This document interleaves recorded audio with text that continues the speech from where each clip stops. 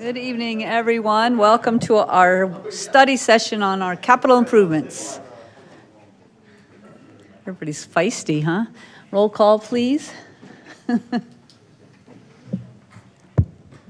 Mayor Dickey. Here. Vice Mayor Friedel. Present. Councilmember McMahon. Here. Councilmember Charno. Present. Councilmember Magazine. Here. Councilmember Spellich. Present. Councilmember Grozbowski. Present. Thank you. Grady, you'll take it? Yes, thank you, Mayor. Mayor and Council, you recall last month at the council retreat, we actually gave you a preview of the capital improvement program and the projects that we're in. We also gave you an update on the current year's projects. I'm going to go ahead and call on our Finance Director, David Pock, who will be giving you basically an overview of the Capital Project Fund. And we are going to go a little bit out of order. He was probably going to do that and tell you, but we're going to actually, right after him, we'll have Rachel Goodwin do the presentation of the projects that are in the Community Services Department, and then that will be followed by Public Works Director Justin Weldy. With that, I'll turn it over to Mr. Pock. All right. I'm sorry, one other thing. So you're probably wondering what these artists' illustrations are. So the mayor had asked, when we look at some of the projects, that we take into consideration the Swabeck Downtown Vision Plan, which was council adopted in 2009. And as you look at some of the projects, you can see that the Downtown Vision Plan, particularly for the overlook and the roundabout, are actually in these illustrations before you. So these are things that were part of a plan that the council had adopted back in 2009, 2010. With that, I'll turn it over to Mr. Pock.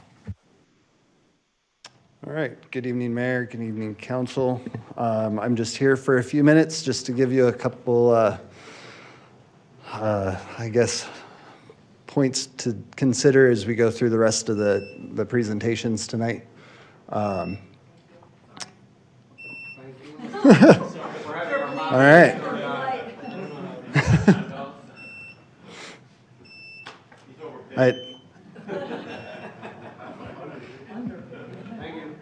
I would hate for you guys to miss any of my very informative slides. All right. So to start off with, I thought it would be a good idea just to kind of go through the process and the calculation that we use to come up with the general fund transfer to capital projects fund based on our reserves from the prior year, our unassigned balance from the prior year. So at the end of last fiscal year, we had an unassigned fund balance, audited fund balance of $11 million. According to our policy, we take 20% of the average 5-year revenues, previous 5 years, and keep those in the general fund, unassigned fund balance, basically for continuing operations. So that for last year was $3.5 million. And then also as part of the budget process last year, council directed a total of $4 million to be transferred into other funds from the general fund. So we take that out. That $4 million included $2 million to the streets fund for pavement maintenance, $1.5 million to the facilities reserve fund, with $1 million being segregated for the fountain project, and then the remaining $500,000 going to the environmental fund. So after all that's said and done, we had $3.5 million left over, and that's what got transferred to the capital projects fund for fiscal year 22. Is there any questions as far as that goes? All right. So then some of the other assumptions, as with any of my budget presentations, I start with all these numbers can change. A lot of things can happen in the next 3 months or so. But I'm estimating that we're going to end the fiscal year with about 4.4 ending balance, 4.4 million in that fund. Then looking back over the last 5 years at what our transfers have been, and with what they were last year, and since we're kind of in the same situation with CARES and ARPA funding and that kind of thing, I believe that a conservative estimate is going to be about $3 million to be transferred to the general fund, from the general fund to the capital projects fund, giving us about $7.4 million in fund balance for projects in fiscal '23. So with that, tonight's presentations with Community Services and Public Works, their suggested or recommended projects totaling $7.383 million leaves us with a whopping balance at $16,000 as far as fund balance goes. As you know, there's projects that either get delayed, don't get finished during a year, something like that. So I'd be really surprised if we actually made it down to $16,000. But we have to have the budget authority to be able to do what we want to do. And that's why we're here tonight. And David, if I may, our conservative estimates, your conservative projections typically are overshadowed by a higher than expected number. So we are conservative, but we typically have a higher surplus that comes in. Now, we're just trying to be conservative. So, you know, what he's saying is it's likely that with these project costs and what we get in the transfer in, you know, it'd be a difference of that. But it could be that we have, like what we've seen historically, we've actually had a larger balance that gets transferred in. And that is it for me. Any questions? No. All right. Yeah. Here we go. Thought you were through. I'm saving the long ones for next month. What was the balance at the end of if 16,000 this year? What was it last year? Do we know? Last year's capital fund balance. So if you look, actually I don't have fiscal. I mean, We transferred in $3.5 million. I'm guessing there had to be about that in fund balance and capital projects, I believe. That's probably about half, because I think we were right around $7 million for this year when we started off. I'm asking about the net 16,000. That's fiscal year '23. Right. If we do have the 7.4 available for fiscal year '23 to start with, that's what would be left if all of the projects were completed that are recommended for next year. And I think we're being told that they won't be. Is that correct? I think what you're going to hear is that we have a number of projects that we're either undertaking this fiscal year or we're not able to be completed this fiscal year, and that money will roll over into that capital fund for next year. So the balance, I mean, we are going to be working with staff to get that fine-tuned as to what that number should be, right? Right. Yeah, so as far as the budgeting goes, we start with revenues or fund balance in this case, and then basically work backwards. We work up to that number as far as budget.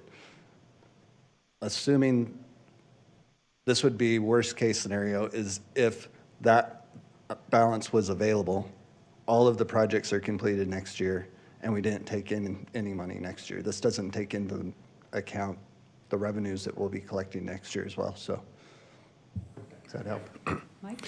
So is this slide then saying that Rachel can't find another project for 16,600 or? Maybe a plaque for the umbrella or something. Well, we'll be honest, what is going on, and you'll see, didn't we have a slide that showed, we'll see it when we get into their presentations. So you'll start seeing a slide for both Rachel's area and Justin's area that has two columns. The one says recommended, and then the other says, or for next fiscal year, and the other one says the year after. We were about 1.3, 1.4 million over on the request versus what was available for funding. That's why it gets down to 16,000, because we were, with the projects that we recommended for the following year, not next year, but the following year, that's why it's the 16,000. But I wanted to present to you tonight a balanced capital improvement program, and so I didn't want to have it be over and then put you in a position of you having to cut or figure out where you're going to cut. By the way, as you're going through this, as always is the case, the mayor and council always have the ability to provide us direction on if you disagree with what my prioritization is or the staff's. You can certainly either eliminate these projects individually, or if you want to push them into outer years, or make any other modifications, that is your opportunity to give us direction tonight on that. So that's something to keep in mind.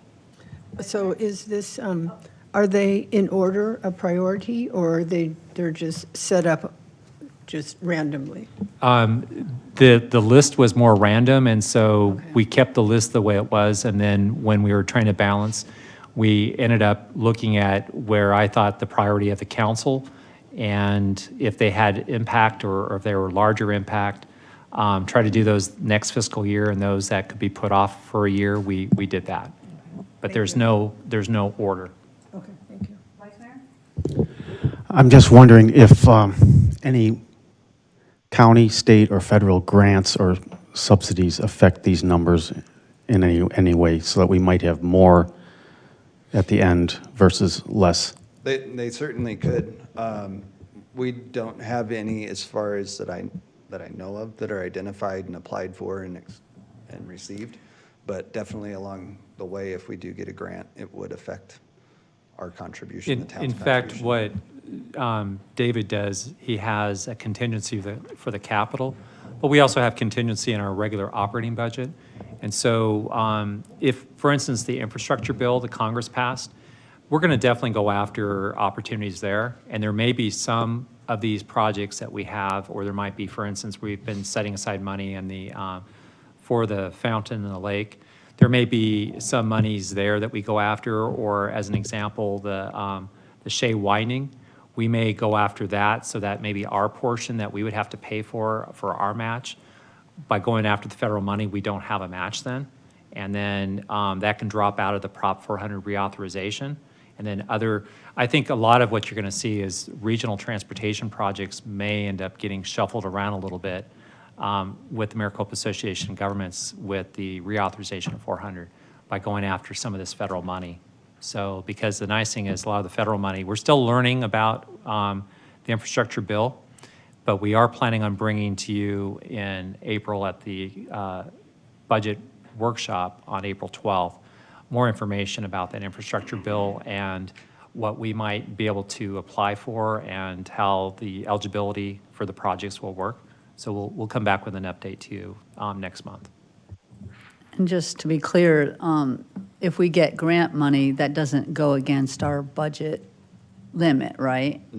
Like, so if we say we're going to use 7.4 million on projects, but we get some grant money, we don't get like penalized or whatever for that, right? As far as the expenditure limitation, we do get to deduct grant money.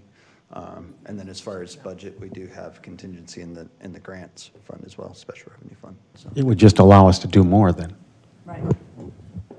The only, just for clarification though, you still have, like when you adopt your final budget, or I should say your tentative budget, your preliminary budget, that is setting your ceiling though. But we always build in the contingency just in the event that we do get the grants. So good point that you brought up, Mayor. Absolutely. And then any direction from council tonight, like Grady said, will be included in the proposed budget that you'll see on April 12th. All right.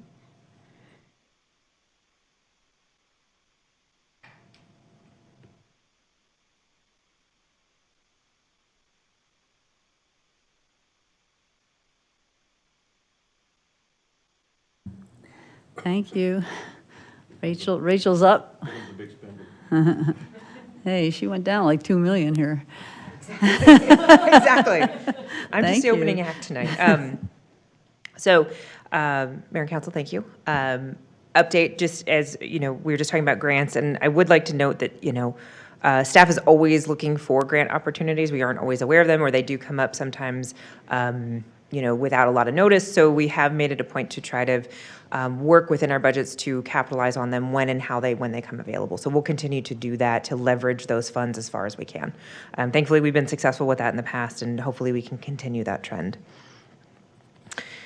All right. First up, we're going to review kind of everything that we talked about at our retreat about a month ago. I do have some additional slides and some additional information based on some of the questions that came up, but feel free to stop and ask if you need anything or have additional questions. So first off is a review of where we're at right now on this year's projects. We're about 3/4 of the way through the year. We have a lot of things coming down to the finish line. Right now, starting at the top, we have our surveillance cameras, specifically for Golden Eagle Park. Those are on order. We are waiting for them. Not to any big surprise, a lot of things have been delayed, whether it's for parts and manufacturing or imports or things like that. The cameras are on order. We are just waiting on the parts. Four Peaks Park improvements is in progress. Kevin and his team over there have added gaming tables and cornhole.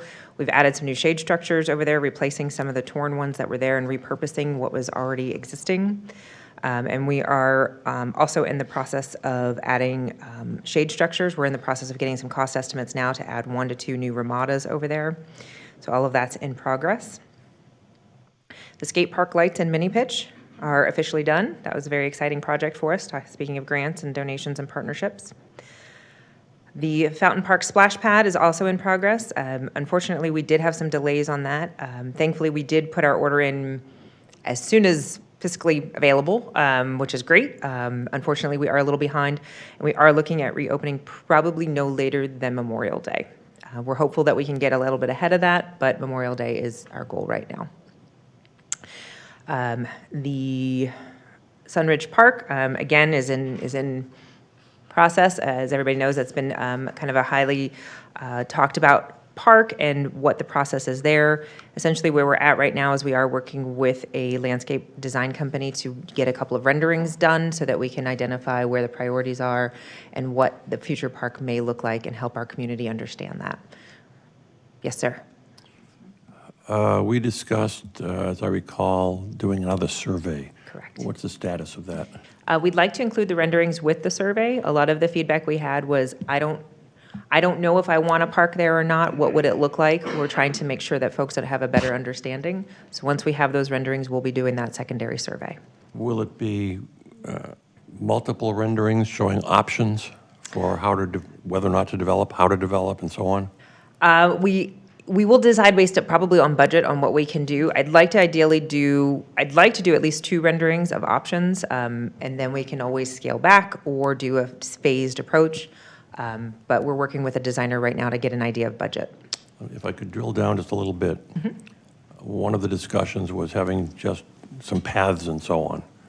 Is that one of the renderings? Absolutely. It is. Yes. Mayor, if I may too, I just want to comment on this. So what we want to do is we want to show the 2 streets. We want to show Desert Canyon and Sunridge, and we want to show those 2 different views of the site, both with photography, actual photography, and then showing what the renderings would look like, because we want to demonstrate that we're trying to keep as much of the natural look to it as possible.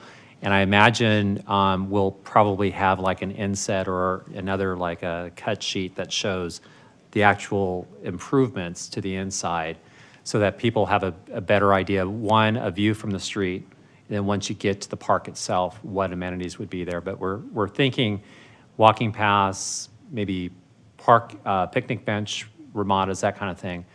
But until people, to Rachel's point, until people actually have a good visual, it's the fear of the unknown. That's what came across in the survey that we heard from people and comments we've heard. So we think that has to be part of the next questionnaire that we send out to people. So, and we will be, the HOA recently, I think it was yesterday, the community manager reached out to me, letting us know that they have a mailing that's going to be coming out in the near future. If we make it, we'll try to get into their mailing. If not, we'll try to do that as a direct mail ourselves to all the people who live there. So I'm kind of leaning towards that because I don't want to rush this. I really want to get the right team on board and get a lot of thought into what is going to be potentially designed there. And we want to make sure we have good feedback from residents before any decision is brought back to, or any recommendations are brought back for council decisions. Probably stating the obvious, but if there's more than one rendering, and you have a choice between 2 renderings and no park, the results could be very confusing. That is very true. And that is one of the things we're trying to navigate with asking the questions of what would you like to see, what versions of this, again, it's I don't want anything, but if anything, I like A versus B. We certainly, again, sometimes too many choices are too many choices and it dilutes it. At the same time, we want to try to capture what the park could be for the community, what the community would like to see. In fact, we've even been talking about whether it's the nomenclature of a park is somewhat inaccurate in that it's not a park in that how our current parks are. We know our parks to be very active and very lit and very amenity forward, where this is not that. So maybe it needs to have a different title on it. And so we've certainly been looking at it from all different perspectives. And just to let you know, this isn't the end of it. I believe if, after we do the preliminary and we get it out to people, and if people, say the majority are now more interested, then what we'll do is we'll also have open houses with the public and try to just make sure that we're getting what they want here. You know, we're not trying to do a cram down or something the staff wants. We really want to get honest feedback from people. But right now, there's the fear of the unknown, and they think it's going to be a very active site, and it's going to bring undesirable types of things in their neighborhood. And we don't think that's going to happen, but we want to give them something that they can have some comments and provide feedback on.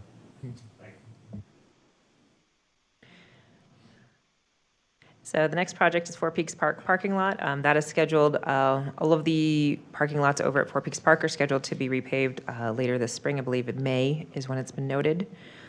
The Avenue Linear Park event receptacles are out for bid right now as part of a larger project. Fountain Park Playground is in process. We are actually really close to the finish line. It is really impressive, and we're looking to hopefully reopen next week. So we are on track for that project. And then the Desert Vista turf improvements started this fall, and as we move into spring, next month we'll be resuming irrigating and doing the top dressing in the next set of efforts over at the park. So that's where we are on all of our current projects. I have a question, please. Yes, thank you. You said the Four Peaks parking lot, you have 65,000. That's just for the rendering? No, that's for the paving. So we're working Okay. to get, Four Peaks Park actually has 4 associated parking lots. One of them, the one that's closest to the new playground area, is unpaved at this point in time. So we're working to get paving over there. But I believe we're going to be doing some paving and resurfacing at all 4 of the parking lots in that area between this fund and through Public Works, I believe. Is that right, Justin? Yes, thank you. Rachel, did we put out a ribbon cutting for the splash park? We have not yet. That Okay. has been a moving target for us. We originally were planning to do one and actually had a date held in April, and then we got word from Maricopa County that our surfacing wasn't approved, so we had to kind of amend that and do some last minute. We had a last minute I curveball. think I saw something. Thank you. We did. Once we zero in just a little bit, we will have that, and we will invite the community as well as our council and our Rotary partners to be part of that. Any other questions on where we are today? All right. Otherwise, we'll start jumping into new projects. To start us off is the Golden Eagle. We're going park by park. So I know there was a question about priority order. The way we started looking at this is park by park. At the end, there is a total listing of all of the projects, and we can talk about priorities based on staff perspective if that's something you want to look at. But right now, these are all presented just on a park by park basis. First up is Golden Eagle Park. The ball field shade structures. This is a completion of an effort that we started when we did the renovations. We're looking to add the final set of shade canopies that were started in 2018 to finish off the fields 2 and 4, and then add additional shade structures up on field 1, which don't have any currently. Again, this has been a really nice amenity for all of the different events that we've hosted out there, because shade is obviously a high priority.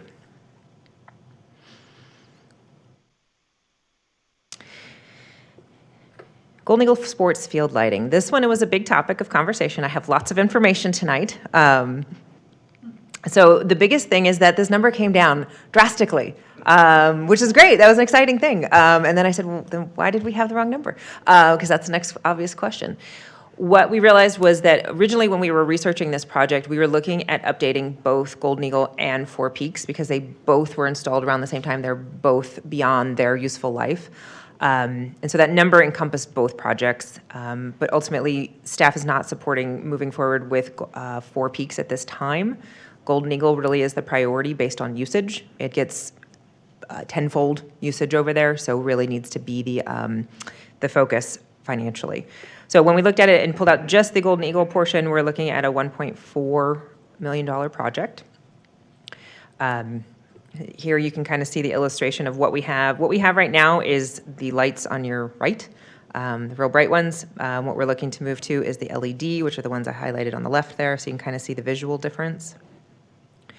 These are similar to what we put in over at Desert Vista. So this is a picture of the Desert Vista skate park. So you can kind of see that the amenity is lit and then the lighting drops off drastically. So there's not a lot of spill.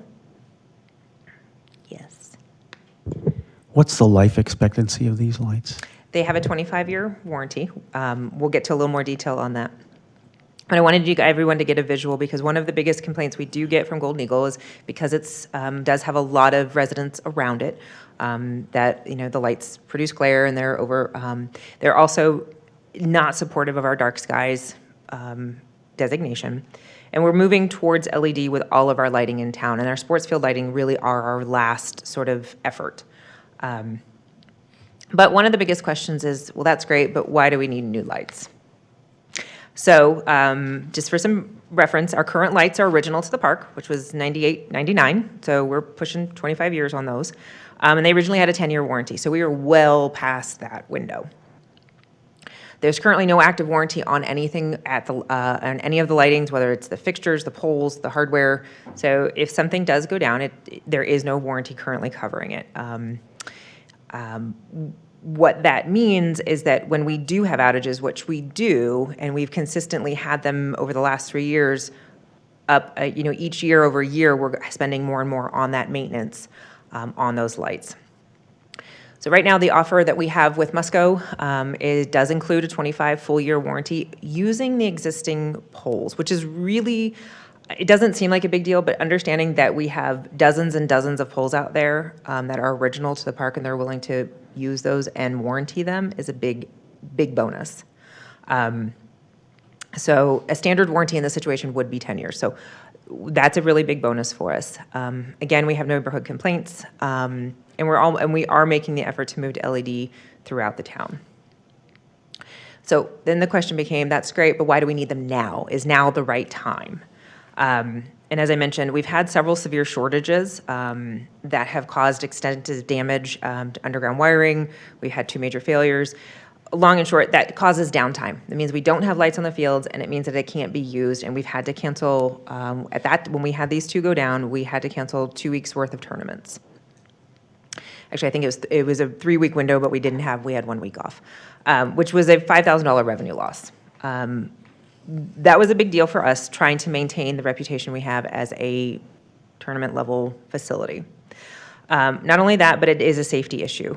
There's high concerns when we're working with the energy and electric out there with the aging wiring and the deteriorating conduit and insulation.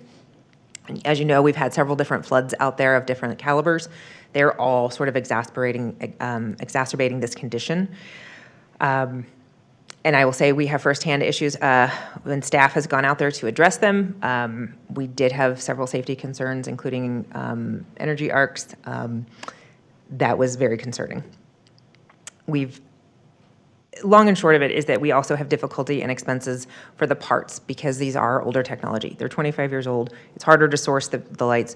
We know right now, as of today, we have probably $20,000 worth of lights out on the poles right now. That's just the lights that we know that are out. It's not anything that we're unaware of at this point. So again, it's not unlike a lot of our other aging infrastructure, our playgrounds, our splash pad. When they reach their useful life, waiting for them to fail is not a good plan. Getting ahead of it and starting and having those replacements planned is a much better fiscal way to plan, and it's a much better way to manage the usage of the space. I'd rather be able to close the space down and say, hey, we're doing this renovation and manage that versus, everything's out. I got to cancel 6 weeks or 6 months, or who knows how long of reservations. Thank you. I have a question. you changed the amount, it's a pretty big difference. So given what you said and the disrepair that the lights are in, is this sufficient amount? I mean, I guess in general, my question is, are these, I'm not meaning to insult anybody, are these really good estimates that you're not going to have to come back and revisit and re-ask and Very, re-ask? very fair question. And given all the problems, and I guess you mentioned they're reusing or using the poles, et cetera.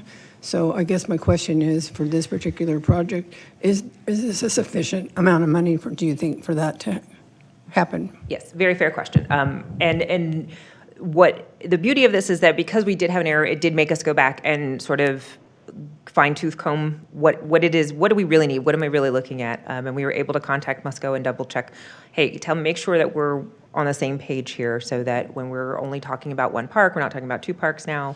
And so we were able to go back and double check everything. And we do feel this number is sufficient.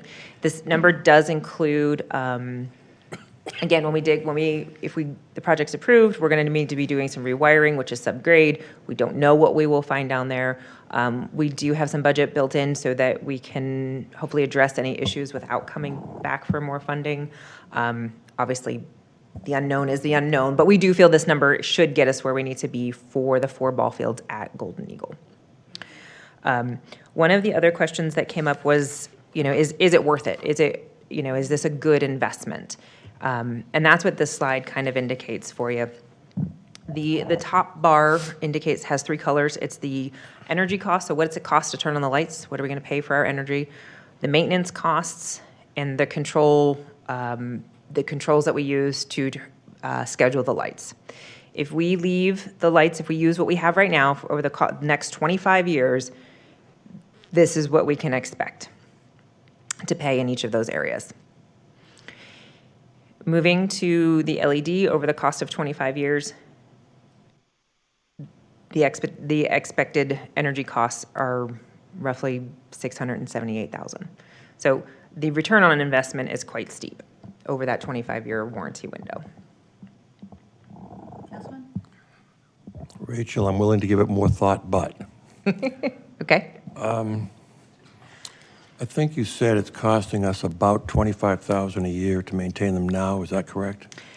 That was last year's number. I mean, at this point, I know I have $20,000 worth of lights out from the get-go. Let's assume, for the sake of discussion, it's not $25,000 a year, it's $40,000 a year. According to your numbers, that would be 35 years payout. If we paid $40,000 a year, we wouldn't get to $1.4 million for 35 years, if my math is correct. I'm still having a little trouble with it. I don't think it's reasonable to assume that we'd only have $40,000 worth of expenses for 35 years. It's exponentially going up year over year. The reasonable number, considering we've been talking about this since 2016, we've known that this is coming down the pike. And frankly, the safety concerns far outweighs, in my mind, what the value of just the maintenance side of it is. Knowing that we've had energy arcs on site out there after a flood. I guess It's it's just- 35 years, sorry, they probably wouldn't exist. I mean, Yeah, I it think they wouldn't be would- a matter of just probably repairing, in the way you're saying. Plus, this energy savings is huge. It just seems to me that we can look at everything in town in a worst-case assumption. And I think what we're describing is a worst-case assumption. And so I'm just still troubled by it.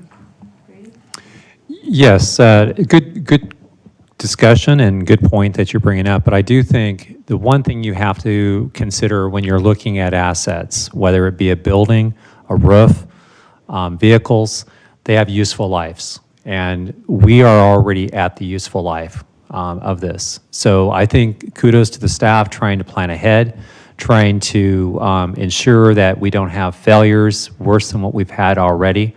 The energy savings alone are going to be big, and they're only going to get bigger over time. I also know that the maintenance, you could just have a total failure. The other thing we've been having, Rachel mentioned shortages. What I think she's talking about is electrical shorts. And so these are safety issues. There are also concerns where the electrical itself would be very expensive just to go back in and get that replaced. So this is all being wrapped up into one bigger project here. So I do think you're bringing up good points, and maybe our math or our methodology doesn't seem like it's getting across, but I still think in the end, we have a useful asset that has a life that is at its end. And so, yes, could we go further? Probably we could, but in the end, these types of things with cost escalations are only going to get more expensive. So it's like, do you want to sleep on the money in your mattress? I hate using that. Or do you want to make use of that and try to buy in today's costs versus future value, which is going to cost more? So good analysis, and maybe the analysis wasn't quite up to speed for your point, because you're the one that really asked good questions last month on this. And so if we fail to do that, I apologize. But I do think, again, when it comes down to it, we're at the useful life right now of these units.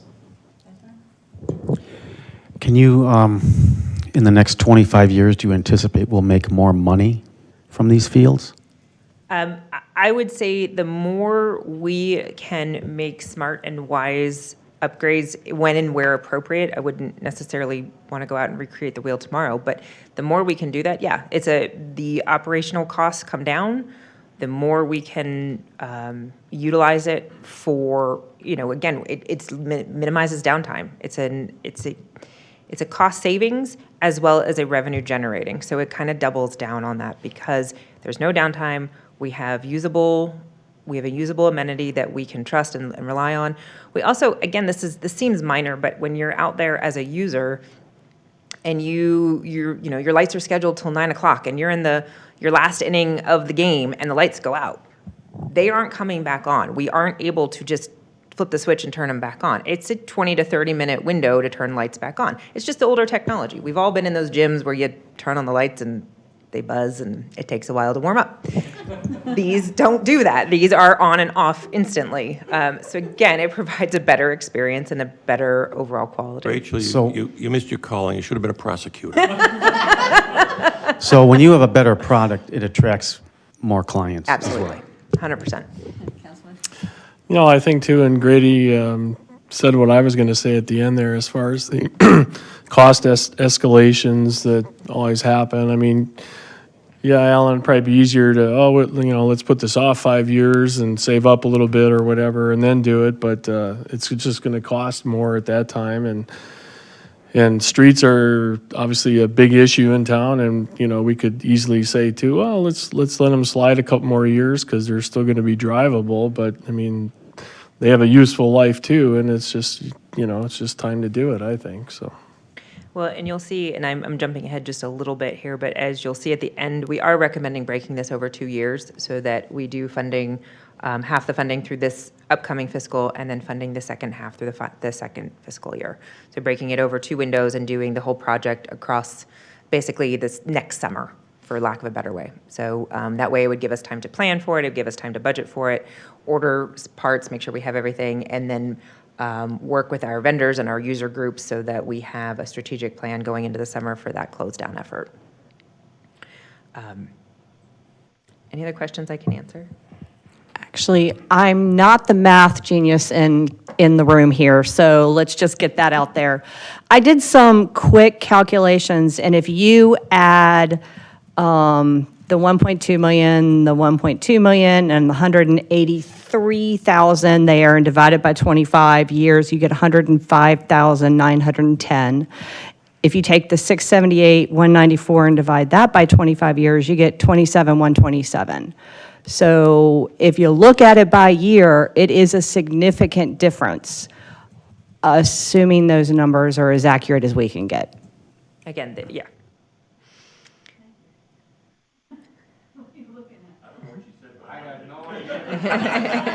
It made sense to somebody, right? Okay. Boo-hoo, you had me, but you lost me. I just want to say that I'm for the project, and I think in the not-too-distant future, there's going to be a time when you and Kevin try to get these lights fixed and there's no parts for them. And instead of 20 lights out, you're going to have 30 lights out. You're going to be going all over trying to find, to me, it's a no-brainer. But I think now's the time. I concur with Councilman Charnow. It's only going to go up in price. And we got to do it at some point. So why not now? All right. Moving to Fountain Park. As you know, we're finishing a playground. This is the rendering of the playground.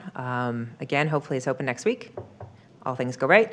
The community, we've had a lot of community requests for lighting the playground. Again, it's about usability, especially summer evenings when after the sun goes down, and then winter because the sun goes down so early, being able to use it dinner time and things like that.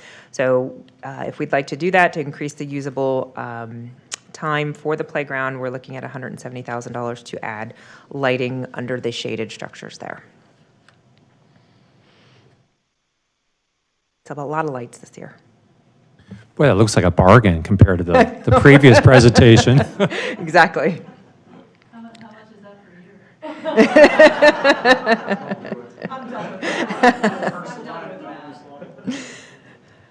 year? Also at Fountain Park, again, we're looking at the shade structure here. This one is not as high vis, but it is a safety priority for us, as all things always are. The poles at the playground were installed roughly 20 years ago. They were put in the early 2000s. We're noticing some leaning that you can kind of see there in that picture. We have two ways we can fix the problem. We're hoping for the lesser way, which is roughly $12,000 to shore that up, but we won't know till we try. And then if we aren't able to do that, we would need the difference of up to $41,000 to correct that issue. Again, this is all about a safety issue, making sure that we don't have any liabilities out there. Any questions on that one? All right, park sidewalk repair. This is a general park request, but this is focused on Fountain Park as the primary starting point. This is a 4-year effort.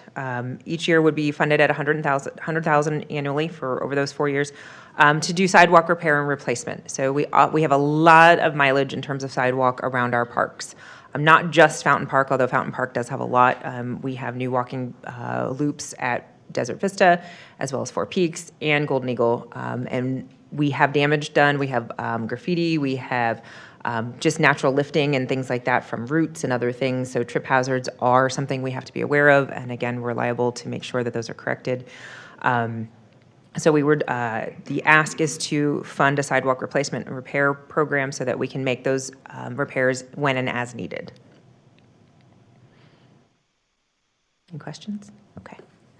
So Rachel sent everybody the link to our retreat earlier. So if we all watched, then we all saw this. And I wanted to take the opportunity to mention that to the public too, that if it seems like we're not asking a lot of questions, it's because we really did a lot of this during the retreat. And if you want to take a look at that video, you can see a lot of the questions that we did have and that staff has responded. Yes, thank you. I appreciate that because some of this is definitely review. Yes, our other project, the other project that we talked quite a bit about was the Centennial Pavilion shade structure. This is the shade structure that's proposed for Centennial Circle, which is adjacent to our library and our community center and our community garden. We've had a chance to talk with a number of our community partners, both whether it's the Dark Skies and the Art Committee, the library, museum, and of course our community center users. And an outdoor shaded space has been a topic of conversation over the last couple of years because of our COVID situation and not having a gathering place outdoors. And so Centennial Circle really came into focus for staff as an ideal place to do that. Again, it would provide not only a place for programming and activities, but for potential revenue rentals such as weddings, dinners, performances, and other things like that. I know we talked a lot about this one. Did we have any questions on The design, I know you didn't want a pole in the middle. I'm just, going back to the last slide where I assume in Fountain Park, those poles were put in straight originally.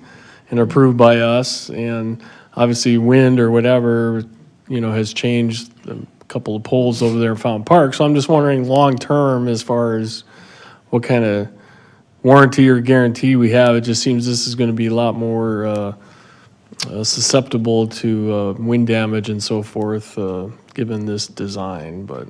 Very valid question. Actually, so there's a couple of answers to your question. The difference with the Fountain Park project is that it actually wasn't installed correctly. We found that it was not installed correctly. And again, we did some research to try to find if we could have, them come back out, redo it, if there was any type of recourse there. Unfortunately, because it was 20 years ago, I'm not even sure that we were able to confirm that that company was still in business as it was then through the same ownership.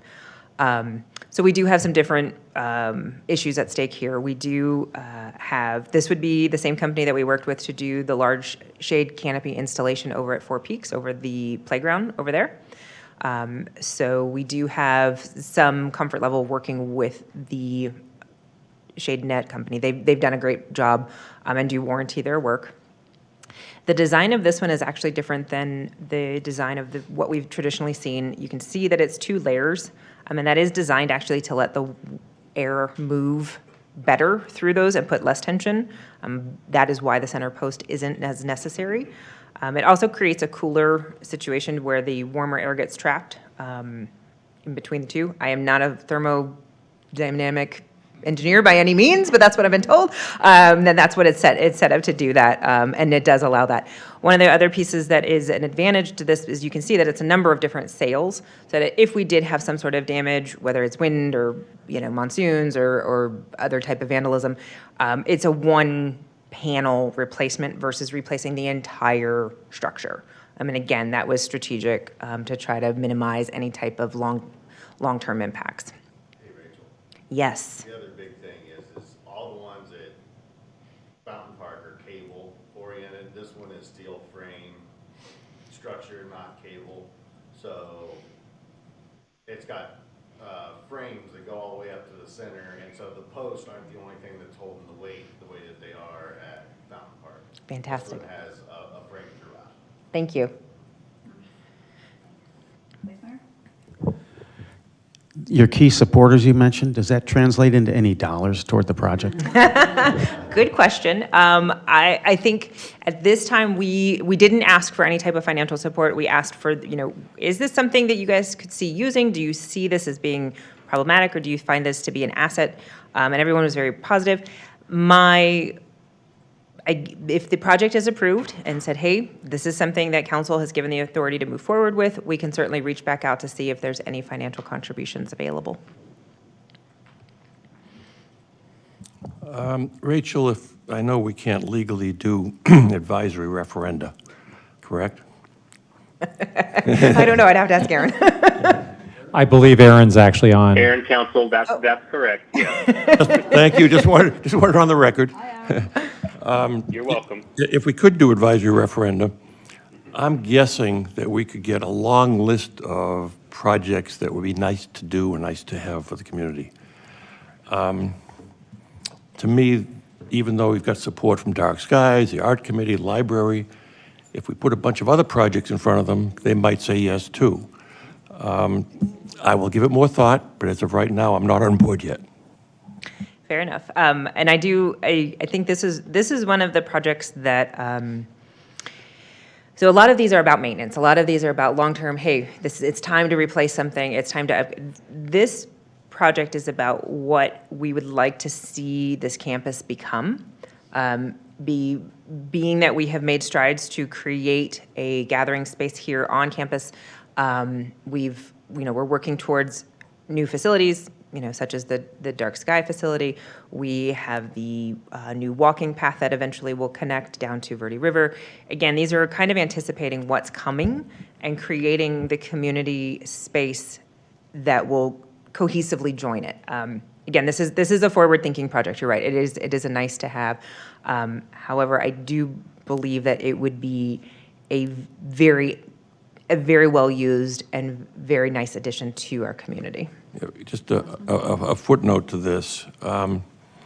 If the International Dark Sky Center is built, it's going to have some beautiful areas for gathering, large, beautiful areas. I don't know how long that'll take, but at some point, we will have that. Right. And they will. Unfortunately, I don't believe they'll be for public use. Not decided yet. Fair enough. But unlikely. Fair enough. Fair enough. And we did meet, we met with a number of the board members there to understand that we don't want to impact the views and how that space will be used. And that was really one of the critical linchpins in whether this project had any longevity. And once we met with them and they felt like, yes, this is a good use of the space and it melds well with what they see the vision being, it worked well. I'm curious, who's them? We met with both Joe and Nancy Bill, as well as Vicki Dirksen. And not the other 8 members? It's okay, it's all right. I can't answer that one. I put the ask out there, and we were able to meet with those 3 to come and see the facility. Just to make clear, you see this space as an extension of the community center, which means it might be another opportunity for a revenue generator, correct? Absolutely. Again, the community center is very well used. We have a lot of demand on the space there. This would hopefully allow some relief there to be able to use it for large groups. Again, we've sort of brainstormed what it could be. We have the Munch Music programs. We have the different entertainment groups. I know Kim is chomping at the bit to use it for the Christmas program. So we have a lot of a vision for what it can be used for. So yes, it would absolutely act as an extension there.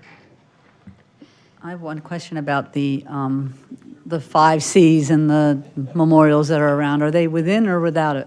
They're exterior, so they're outside of the covered space. Right now, nothing would need to be removed in order to accommodate this, other than the center statue. Thanks. And we would be working on some other.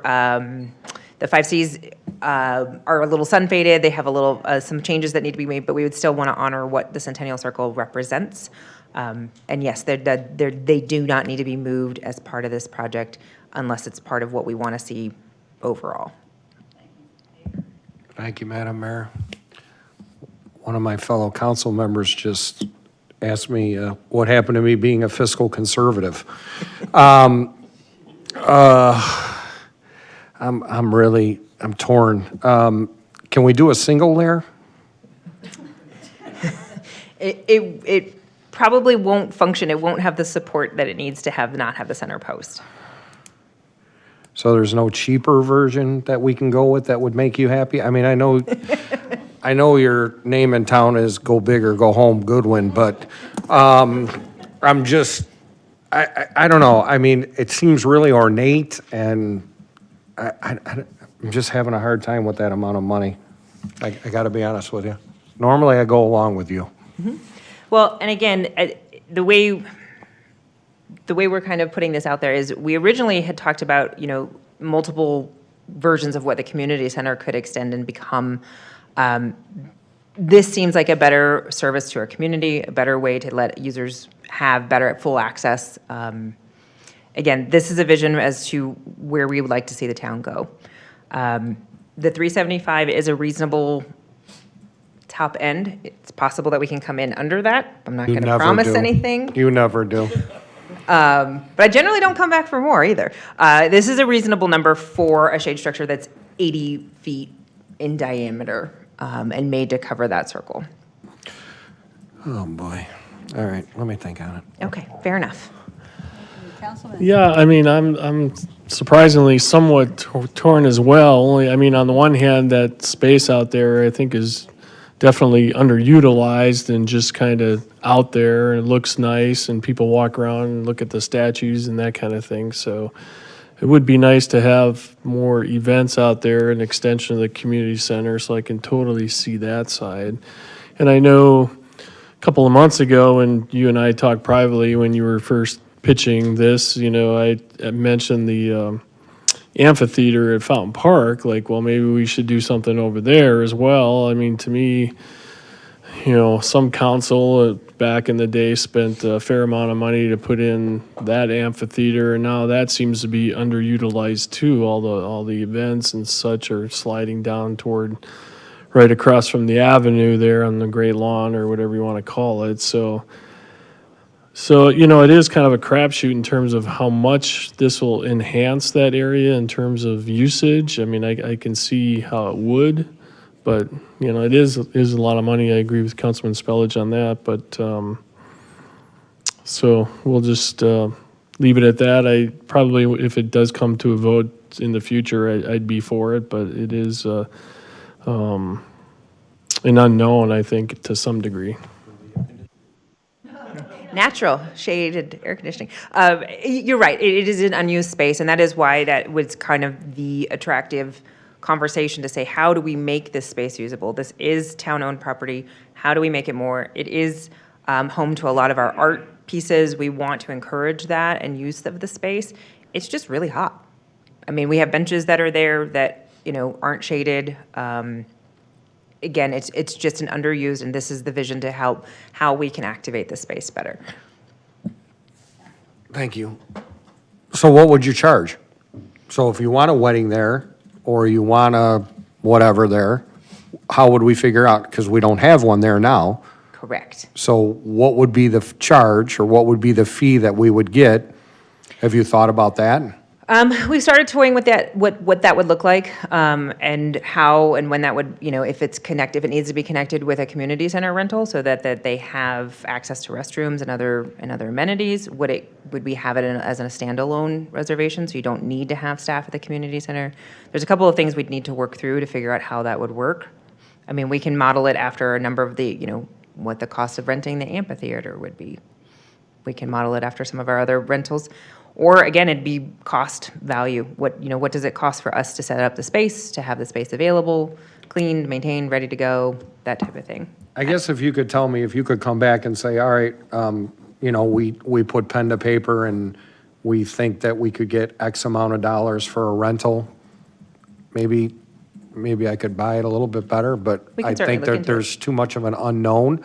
So if you came back to the council and you said, if you want to have a wedding or a quinceañera or anything, it's gonna be $400 or whatever. Mm-hmm. I think then you actually have a number that you can put with the project, which then maybe, I don't know, I think the residents would lose their mind. I mean, they already do on other stuff we do, but I mean, this is just a large number, and if we could just find a way that it would pay.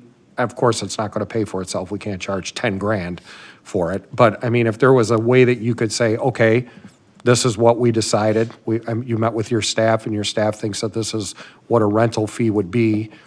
Maybe it would be more palatable. Yeah. I don't know. Just for conversation's sake, to rent the not Centennial Circle, the amphitheater, which again is a similar size and scope and layout, is $400 for a half day. So to give you a starting point of probably where we would start considering it. I'd be all right with $400. It's something that offsets this. To the council member's point, when we come back April 12th, we'll have those numbers run for you. And because we'll have to actually put together in our annual fee schedule update that you have to adopt as part of the budget process, we'll have to include that, because this is the only time that we typically do is through the budget process. So good discussion, good point that you brought up. I will say that I don't think you're going to see the return on investment, though. But it will help with people understand that it's offset or partially offset by what we charge for fees to use it. I think people will be a little bit more accepting.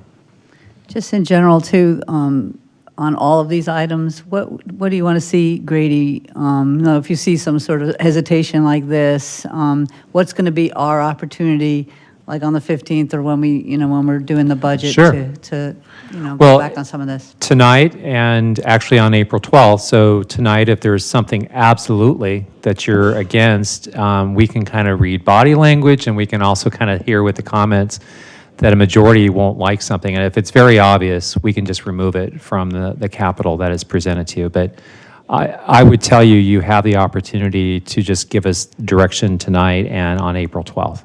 April 12th would be your absolute last opportunity, because otherwise it will be in the tentative budget for your consideration. And at the tentative budget, you still have one more opportunity to nix something that's in it. All right. Moving to Four Peaks. The Four Peaks Playground, similar to what we talked about at the Fountain Park Playground, it does have one existing light there that remains from our basketball court when it was formerly the basketball court. That's metal halide. We are suggesting moving to LED lights to light both this playground that you see in front of you as well as the 2 to 5-year-old playground that's adjacent. So adding lights again to the playground to increase the usability. Told you a lot of lights this time. Also in Four Peaks, we have the final year of the Four Peaks Park Improvement Plan. It's the final $100,000 to finish out landscaping, irrigation, and some other odds and ends. We'll call it the non-exciting, the boring elements that we have to finish up. We did a lot of the exciting stuff on the front end with our new playgrounds and our new shade structures and pickleball courts and things like that. So this is the year to wrap up everything and kind of finalize the last of the improvements. And the final park is Desert Vista Park. So we have a number of different visions for this park. Again, now that Four Peaks is wrapping up, our focus becomes Desert Vista. So you have, this slide actually covers two different expenditures. One is $65,000, which is the second year of the turf improvement plan. When we originally brought that plan to you, it was a 2-year effort. So next year would be the second half of that effort to continue the weed abatement and the leveling of the soccer fields. The next ask is a 2-year, $200,000 each year over 2 years. So similar to how we did Four Peaks, breaking it out into 2 different years to begin improvements throughout Desert Vista, including the addition of ramadas, the completion of some lighting, as well as the addition of some fitness equipment. Thank you, Madam Mayor. Rachel, when do you and Kevin believe, I've been talking for 2 years now at least about how I believe that that field should be utilized for soccer tournaments, and I think a huge draw. I mean, you only need to go to Mesa or Tempe and see every weekend their soccer fields are jam-packed with people. When do you guys foresee this, the money that we're putting in, that we're going to see a return on our investment, and that we're actually going to be able to rent these for soccer tournaments? I would anticipate this fall, but I'm going to defer to Kevin. And say so as you heard me say, this year we're getting ready to start doing the top dressing, and the irrigation returns probably next month. So we'll start to green up, we'll do the top dressing and finish out the spring weed abatements, and then this fall we'll do the secondary effort there, and it should be, you'll see a drastic improvement by this fall. I mean, we've already seen a significant It's already been improvement. drastically improved. Yeah. Well, let's start marketing that. If you and Kevin both really believe that that's a firm date and everything, let's start marketing that and getting that out there, because, like I said, I'm amazed how many people play soccer. To me, it's too tiring. It's too much running. And But way too much effort. Golf is the way to go. But yeah, with a cart, of course. But seriously, hats off to you guys. It really looks so much better. When we started talking about that, some people were like, you're crazy. No one's going to come out there. But I really do think that you guys are heading in a great direction, and I'd really like to see that utilized. Yeah. We've already seen a drastic improvement. We have. In usage over there this year from last year even. So we're seeing that already. Yeah, I was gonna say, it's a combined effort. Not only is the turf already making big strides, but we've made other improvements, whether it's the lights at the skate park, whether it's the mini pitch. The visibility of that park has really upticked and drawn more attention overall. So that's really encouraged that usage too. That reminds me, when I had met with both of you out there and we talked about the quality of the park and everything, there was an issue with people maybe having a few many cocktails or just generally trying out their new 4-wheel drives, ruining the turf and everything. So one of the solutions was the rocks that we talked about along. So I would like to see something budgeted, if you guys don't have that budgeted, but some way to protect that park against vandalism of actually vehicles going across that, because I think we were out there just after someone did that, and they tore that up tremendously. Yep. So we talked about huge boulders and stanchions or whatever. So I would really like to see you guys come up with a solution, because if we're gonna dump this much money into it, only to have somebody on a Saturday or Sunday think that's a great place to four-wheel, I think we should guard against that. Absolutely. You read our mind, because we were actually talking about that today as we get ready to resume irrigating and green the park up. The damage is, it's much more susceptible at that point, so agreed.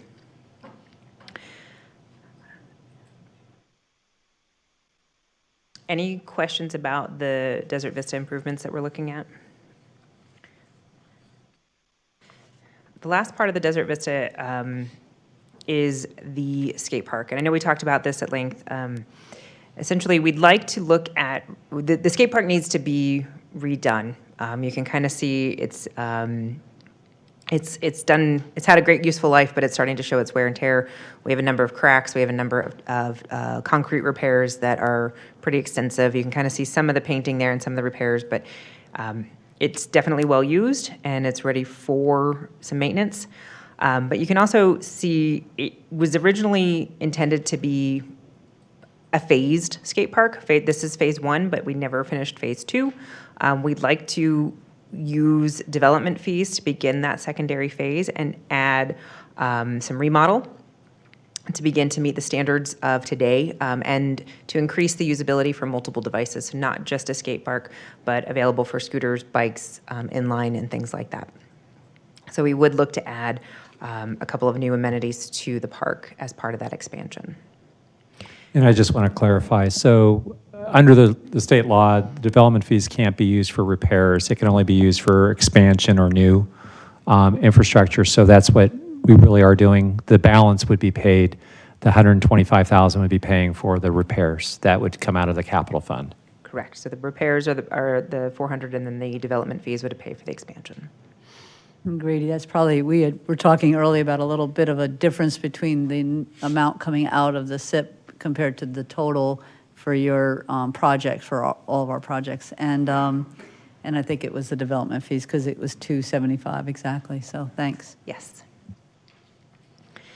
The last project in Desert Vista is the dog park. Again, I know a number of you are familiar with this. The dog park, essentially, the entire park is made to drain to this kind of lower green shaded area. So when we have rain or other things up on even on the upper fields, they flow down through and out through this area.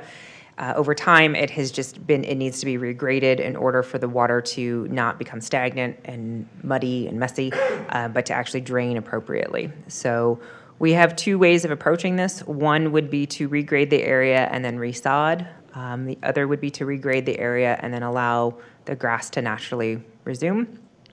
We are proposing the second, to have the regrading and the natural grass resurface. We would time this again around this time of year next year, so that the grass, when it's naturally pushing, when all of the grass is returning and greening up, it would naturally be part of that process. If we were to sod, you're looking at probably twice this number.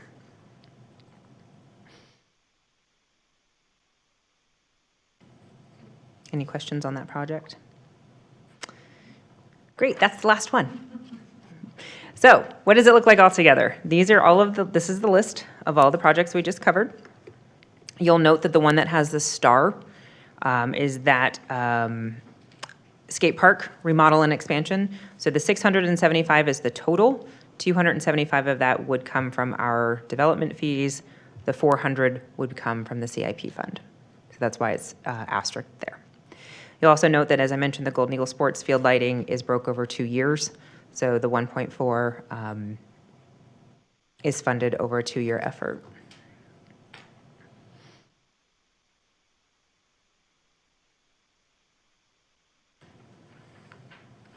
You had a Desert Vista one that was $200,000, that was over 2 years. Let's see, where was that? Have to go back a couple. That is, so it's labeled as Desert Vista Improvement Projects, and it's 200 plus the 65 for the turf improvements. So it's Okay. Then the other 200 will be next year. correct. So you'll Okay. see it as 265 this year, and then it would be listed as 200 next year. Exactly. Okay. Yes. Thanks for that clarification. Any questions? All right. Okay, so next up is Justin Weldy. Public Works Director will be going over his projects, his proposed projects. It is. There you go. Thank you.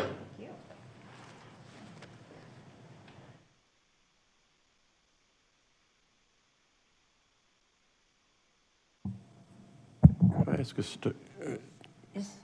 before we even start, Justin, I know you'll be prepared for this. During the work study, we questioned the engineering firm supposed to be looking at all of these drainage projects. We haven't heard from them in 3 years. What's the status of that? Madam Mayor, council member, help me understand which one of those you are referencing. He's referencing J.E. Fuller. We talked about that at the retreat quite extensively. Exactly. We will discuss that. We can certainly discuss it now or as part of the slide as we move forward. The slides that we put together are alphabetically placed in order here, starting obviously with drainage. When we work with the town manager, the residents, council members, other staff members, we look towards the past for the lessons learned and the improvements that have been made, and also dig a little bit further in the past to determine whether or not some of these projects have been brought forward in the past, but the funding simply was not reasonable or not available at that time. The summary of projects that we bring together, we've placed as priorities for your review. Each of them that we move forward with that you select or defer or move out or decline, we will certainly respect that and be back to you at the next meeting with a refined set. With that said, we did not put together in Public Works the projects for this year because there have been no substantial changes from the retreat with one exception. The driveway off of El Lago that services the parking lot for the community garden and the library was sealed this week, and we sent that out, and we have a bid, and we will be moving forward on that project, which is not just a driveway, but also some realignment of the sidewalk there on El Lago. So we will do that this year? Yes, You ma'am. think? Great, thanks. You're welcome. This first project up is miscellaneous drainage. This funding is used for projects that are not on the horizon for or associated with other capital projects unless there's a direct tie or a conflict. A good example, we use the funding from this year to divert water away from the front door of the community center. We currently have a couple of small projects that we would like to look at next year to utilize this funding for as we move forward, and if it's selected to move forward, you will likely see some additional information on that when we do so. This is a multi-year project. This was initiated originally because we had some catastrophic failures in the old pipe on phase 1. There is a substantial change to this from the retreat. Since that time, we did receive an engineer's estimate, and this is the estimate based on today's market values. So there's an increase of about $150,000 on this project. This project here is to extend that drainage pipe through the natural drainage area that oftentimes has flowing water in it and creates issues with odors and insects. This will hopefully minimize or eliminate that. It will also push this nuisance water from natural springs closer to our pump that is in this area. That pump currently moves 30 to 60,000 gallons of spring water a day back into Fountain Park. With this project and the updating of that pump, we anticipate that will increase to 100,000 gallons a day in spring water into Fountain Lake, helping with the water quality in that area. This currently, in this physical year, is labeled as a design concept report. Up in the area of Brantley, we had a storm event a couple of years ago that resulted in an incredible amount of sediment coming down the street. And as a result of that sediment filling the street, we had outflow of water onto properties. The design concept report that is currently under review right now and being put together by an engineering firm will give us the best case scenario for what we need to do to build a retention basin or detention basin on the hillside or possibly in the right-of-way along that area. This is an ongoing multi-year project. This was put together after we discovered the condition of some of the pre-incorporation pipes. We have made an incredible amount of progress in regards to clearing, cleaning, cataloging, and photographing the pipes. We currently have a firm looking at the ones that we have deemed needing service or repairs sooner rather than later. This multi-year is not only for cleaning and inspecting, but also treatment, because we believe that several of these, with the right treatment, can be saved or their life extended substantially. This project right here is relatively new. It's sponsored the actual area drainage master study by the Maricopa County Flood Control District. What they're doing is preparing a 2D model of all of the flow within the town limits. We are proactively asking for consideration for design funding should they finish that 2D modeling next year and select or at least identify some projects. We would like to have the authority to move forward on the design for the most critical ones. Again, the area drainage master study is being paid for by the Maricopa County Flood Control District. They are also managing it. We are just hoping that by asking for your permission to spend some money next year, we could proactively be ready for design on some of the critical projects. We've made some discussion, or we've had discussions with the council on really, in my opinion, the number one critical investment we need to make in the future of the town is with our washes and our drainage.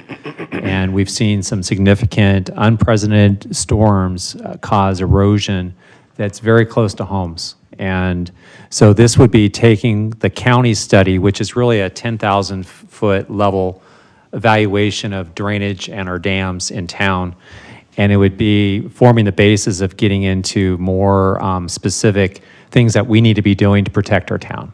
And so the good news here is I do believe that there are some partnerships through Flood Control District and also going after grant monies and things like that. But in order to do that, you actually have to have a drainage area master plan. So the county has to get theirs done first, and then once they have that done, that will help form the basis of what we'll have for our town and come up with specific projects that will come out of our master plan. Thank you, Grady. We spoke before about how some of that infrastructure money that is coming, some of it is going to be going to the state, the bulk of it, and then there'll be competitive bid process. But one of the messages that they gave us was that to have partners was going to be really helpful. So like you were just mentioning, and I don't even know if it could be a regional thing, but definitely with the county, and also just like with the parks master plan and everything else, having a plan there really helps get the grants too. So we appreciate that. Rachel and I both have made comments on this. Originally, this started as a park project, and so it was a P for parks.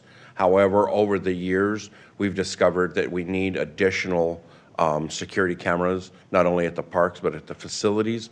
So it's moving into a facilities project, and we will continue to install cameras. As Rachel noted earlier, and when she was discussing this, they are currently working on the cameras for Golden Eagle Park.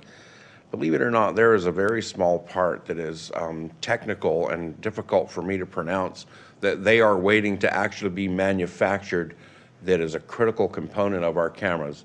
It should note, excuse me, we do have an estimate for town hall improvements and also new cameras to be installed at the Adero Canyon and also Desert Vista Park.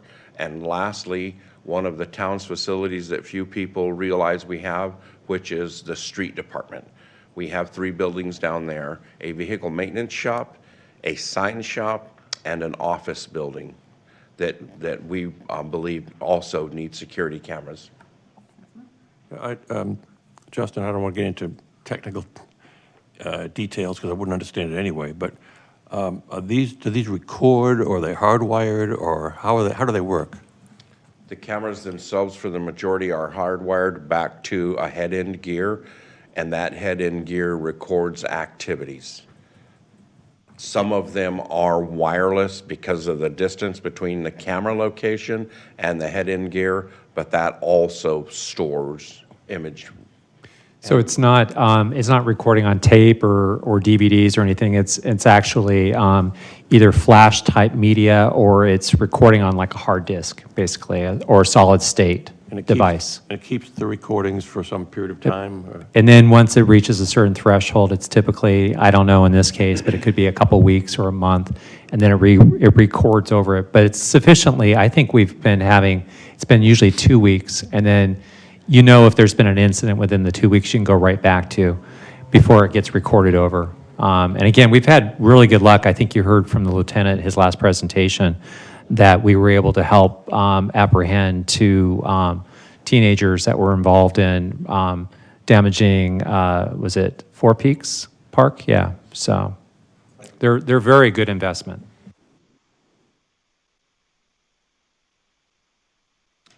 This project is a multi-year, but up until this coming year, it's been $200,000 that we've spent for infill, and there have been substantial improvements and several thousand linear feet of sidewalk installed under the council's direction. What we are asking for now is an additional $100,000 to help us design. We discovered during Desert Vista and other projects that are currently on hold for sidewalk infill that the design is very, very expensive. This funding will help us design these challenging locations and also be beneficial as we continue to apply for grants to have the majority of this sidewalk infill paid for by others. Right now, it averages about a 97% to a 3% town match, or 95% and a 5% match for the different types of grants. Again, the bulk of the funding will go to fill in sidewalks that are shown on the active transportation plan that was adopted by the mayor and council. The remainder of the funding will be used to design sidewalk, and this is an excellent example, this slide. This is actually on Saguaro, where the sidewalk ends on a very steep slope next to a wall. So let me just ask again, the $2 million grant that we had, so that's why there's only such a small match? Yes. So she's referring to the CMAQ one, CMAQ money that we received from MAG. So that's federal dollars that flow through MAG that actually helped us. But for us to do that, we actually had, we already had a plan in place. And so it's very essential to have these plans to be able to go after. But as Mr. Weldy pointed out, if we were a flat town, we could really make our dollars go further. In this case, as you can see, a lot of these sidewalks end up having to have retaining walls and other issues. And then because they're infill, we sometimes have utilities that are in the right-of-way that have to get relocated. So it's just a very complicated process that unfortunately the master developer of our town should have been held on the hook to put in all these in our neighborhoods and in our right-of-ways that we're now doing catch-up. But in the end, this is helping our town, I think, do catch-up that should have been done originally, and it's going to help make our town more of a walkable community.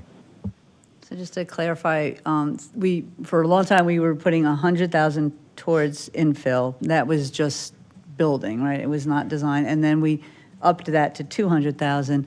So I guess I'm just kind of confused. Is this an annual 300,000 that's both for building, or is it a one-time 300,000 for a design for everything? Excellent question. This is a multi-year, and the majority, $200,000+ will go to construction. The remaining funding will go to design. And just for some clarification and a good example, on Fountain Hills Boulevard, between Segundo and Crystal Ridge, in front of the church, that design, because of the steep slopes and a very steep driveway that they primarily use for their funeral service, that design right there was just under $10,000. It's completed now, and that will be one of our priorities when the budget is adopted and we're able to move forward next year. But that is a critical connector for that area of town, connecting the Segundo, Crystal Ridge area to the downtown.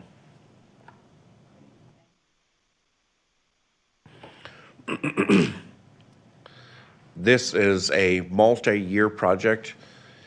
Several years ago, the Federal Highway Administration decided that the guardrail put in the past based on crash data simply was not high enough.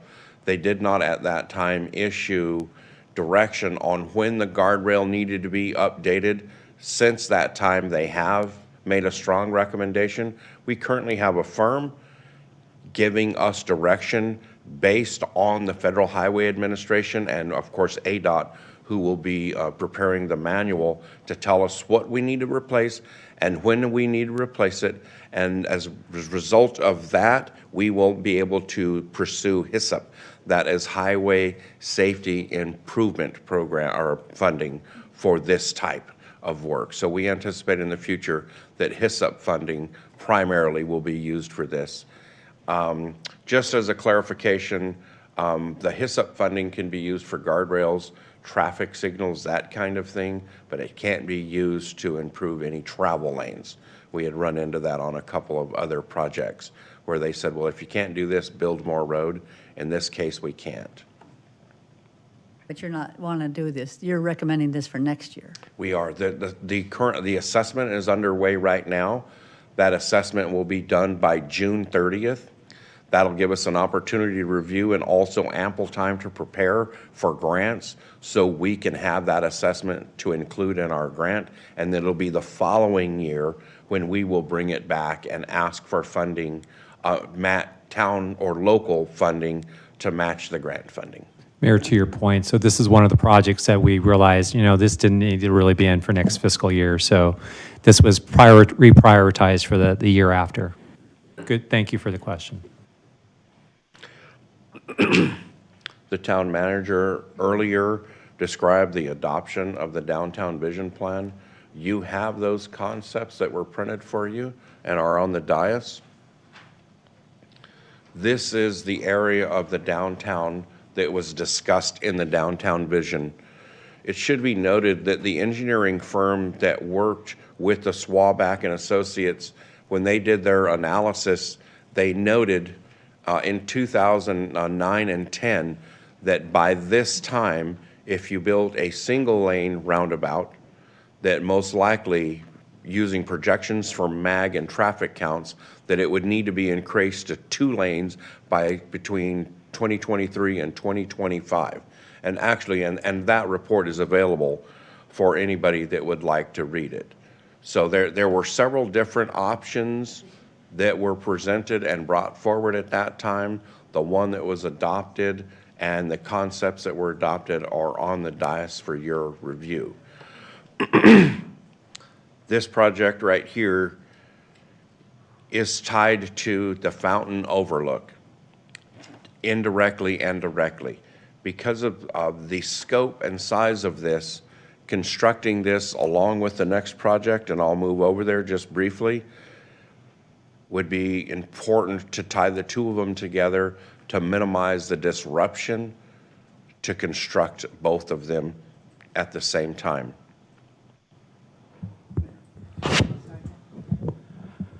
Can I just point out something? I think you know my thoughts on this already, but we've got $1.5 million for Golden Eagle impoundment improvements, $275,000 for the community center, $150,000 for the panorama storm drain, $150,000 for drainage, our master planning. Those are things that I think are critical, as Grady mentioned, critical investment, close to homes to protect this town.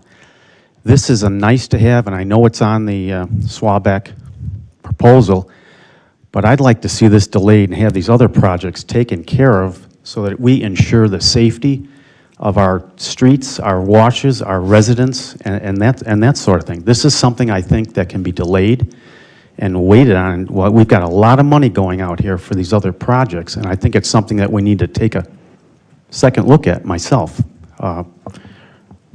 personally. Thank you. Thank you. Councilman? Justin, in looking at the schematic, I see there are crosswalks, looks like the south and the north, is that right? Of the roundabout, is that correct? That is correct. And is there anything, maybe too early to answer this, is there anything proposed to get the traffic to stop other than people trying to get across? As part of this type of design, and again, this is just a concept, you can add rapid rectangular flashing beacons. You have options with that. One of them is someone has to push a button. The other one is a detection system. So as soon as someone enters the area, the lights flash automatically, and as they cross the street, it detects them and keeps them flashing or starts flashing on the other side. I've probably been in one of these, but I don't remember seeing one that had a two-lane roundabout. Yeah, the north side and Hayden over by, I call it Costco, but it's over by the Harley Davidson. It's right behind it. That's one that one's probably, I would say, complicated only because it's got a lot of traffic it handles versus I don't think this would be anywhere near that bad.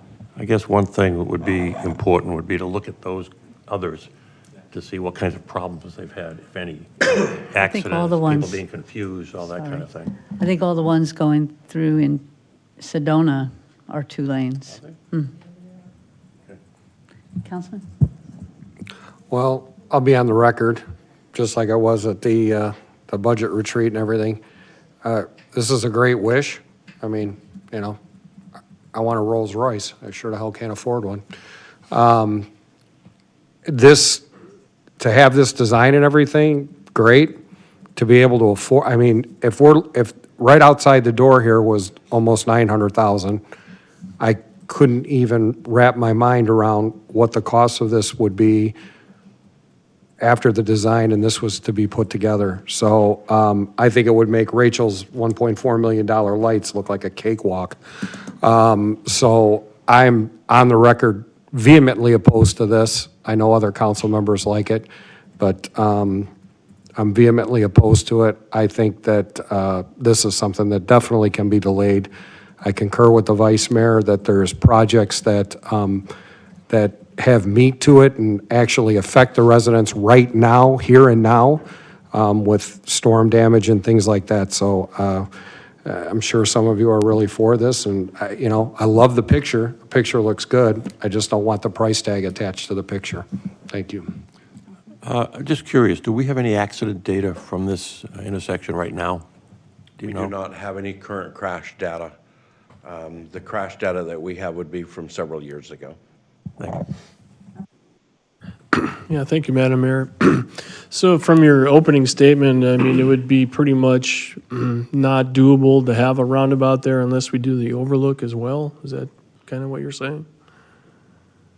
What I meant to say, and maybe I was not clear on Maybe that, we, is if they're both selected, it would be ideal to construct them at the same time. If one or the other are selected, just have to make accommodations should the other amenity possibly be considered in the future. And I think what he was trying to get at is it's the same firm, right? Indeed. And so that's why the art rendering or the artist rendering is very similar. It's also complementary, so the engineers took into consideration the roundabout when they came up with this overlook design. So, it could fit, everything that they came up with, the design, with a preliminary concept before you, takes into consideration the shape and size of the roundabout. I mean, I know it's much bigger price tag than the shade structure, we just talked about at the Centennial Circle, but it's kind of almost the same concept in terms of looking ahead in terms of usage and activity, and some point in time we'll have the rest of the development along the avenue in Saguaro on the south side there. There's every year it seems like we hear about the need or want for more activities in Fountain Park. We've had issues with access to those events down in the park because there's really no ADA way to get to some of these except for going past the splash pad and coming in on the sidewalk way over there. So I know it's a big price tag, but I think for and we're not going to be voting on construction here in the next year, but to get to a certain point, you obviously need to design it, and that's going to be up to future council in terms of construction and finances and all that kind of stuff. But I think to really put an exclamation point on what we want our downtown to be and to accommodate the traffic and the pedestrians and the events down there, I think something like this is a good thing.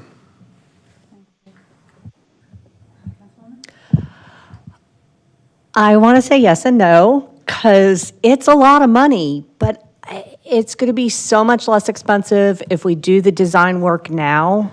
I don't see wanting to spend the money or even talk about spending the money to actually do this kind of project for quite a few years. But I also see if we wait 2 years or 5 years to design, it's going to be significantly more expensive. Is there like a study that goes with this to let us know, yes, your traffic needs it, or this is strictly just a design right now? And all of this discussion and that question is excellent. The intent is that they will utilize the past analysis, and then they will also perform up-to-date traffic counts and turning movements in the area and use projections of what traffic would be like in the future and incorporate that into the design. I think I'm for it. I don't see that we need to build it right now, but I mean, that's the kind of thing that you trust experts for. But I love the concept, and like Councilman Charno said, we don't have the handicap access from that area of the park, and that's really kind of a big deal. And I love the idea of the bridge going over the little area that gets wet so quickly. It should be noted that as we had discussions about this with the town manager and we reviewed all of the pages tied to the infrastructure bill, deep into that, it takes note that several projects will be in the 5, 7, 8 to 10 year from the original passage, and the intended reason for that was to allow local, county, and state governments an opportunity to design their infrastructure and have a design to come to the table with. I think this is also something that's important. When we met with this firm, we asked them to please include the necessary environmental clearances and any clearances that would be required by ADOT, because they're going to be the clearinghouse, to ensure that when it's designed and the funding comes forward from the infrastructure, that we have already met that criteria and we don't have to go back and start the process all over again. So there is about 10% of this total cost covers the requirements that would be necessary to receive funding from the federal government. Thank you. I think there's two things to look at. Like, we don't have to do it now, of course, but you're looking at a project that was approved and was a plan for downtown for 12 years. So we're not by any means jumping into something that hasn't been on the books or hasn't been something that was desired. I think there is a safety factor there. I don't know what it is, but you know, all you have to do is eat lunch over there one day, and the horns and the people that are trying to cross and such. So I do believe that there is a factor to this. We often hear about development, economic development, tourism, that kind of thing, attracting businesses. We're on the verge of a lot of development in different parts of the town and perhaps downtown. And I think that this is very fitting with that whole purpose. You know, we have an economic development department. We spend money on ads and such like that. So I think this goes towards that. It goes towards any of those efforts that we've taken along those lines.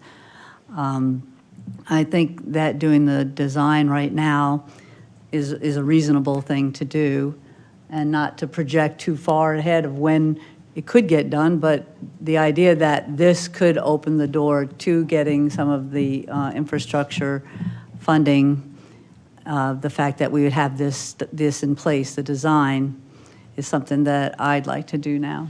So but that's not a surprise, I'm sure. Yes, sir. Justin, I see you have a sidewalk on here for the pedestrian access. Throw out a ballpark figure. What would it cost to put that sidewalk in by itself right now?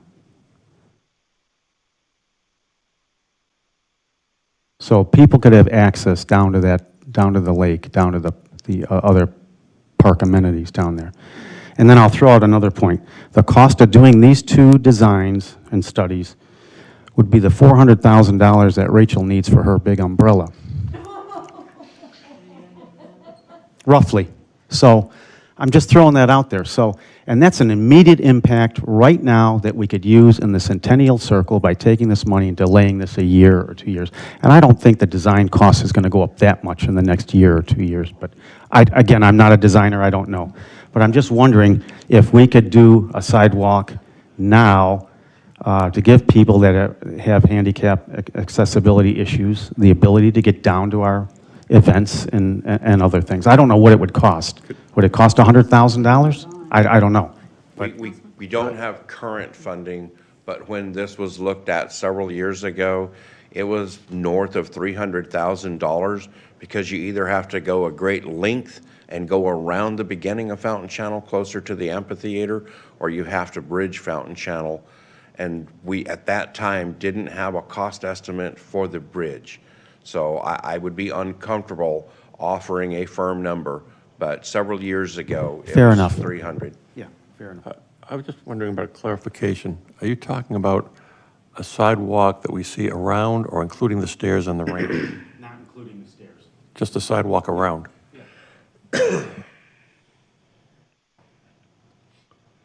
Any other discussion for these two projects?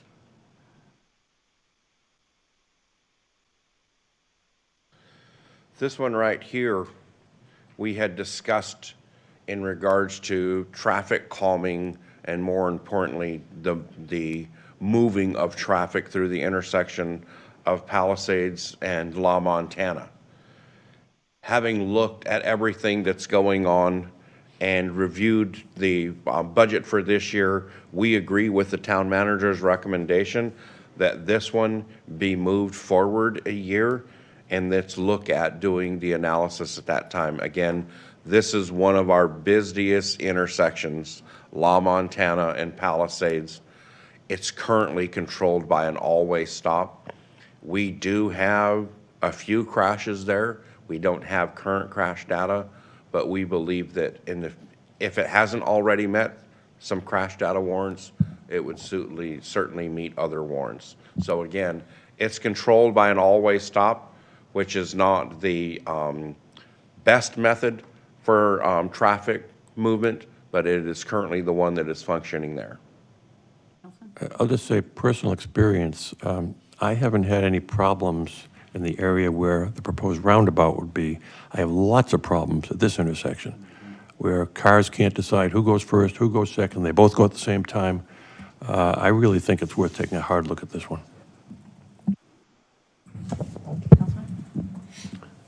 Yeah. Go on, Mike. No, I agree Are too. you for it or against it? No, I agree. It should be moved up because it's very confusing, and I'd like to carve out 150 somewhere else and move this one back to 23. But that's how I feel. I get the most complaints on this intersection here from people around town.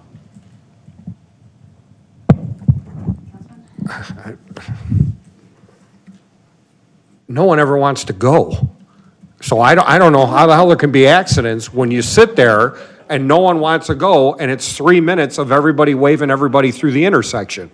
So I don't know. I mean, it's very easy to call or ask Lieutenant Halverson to pull up how many accidents happen here. It's not rocket science. Please, no more traffic studies. Yeah, we actually have this, and we can get this in time for the next, for the budget workshop, because we are aware that there's been considerably more accidents at this location. People have actually been running the stops. That's what's been going on, which I can't understand why all of a sudden there's a rash of people running a four-way stop intersection that's been there for years. And that's what we heard about 2021, that people weren't stopping at that location. I think they're building up speed through the roundabout, which was that I was against. I think they're building up speed over here and then shooting down the road, and it gives them momentum to go through the stop sign.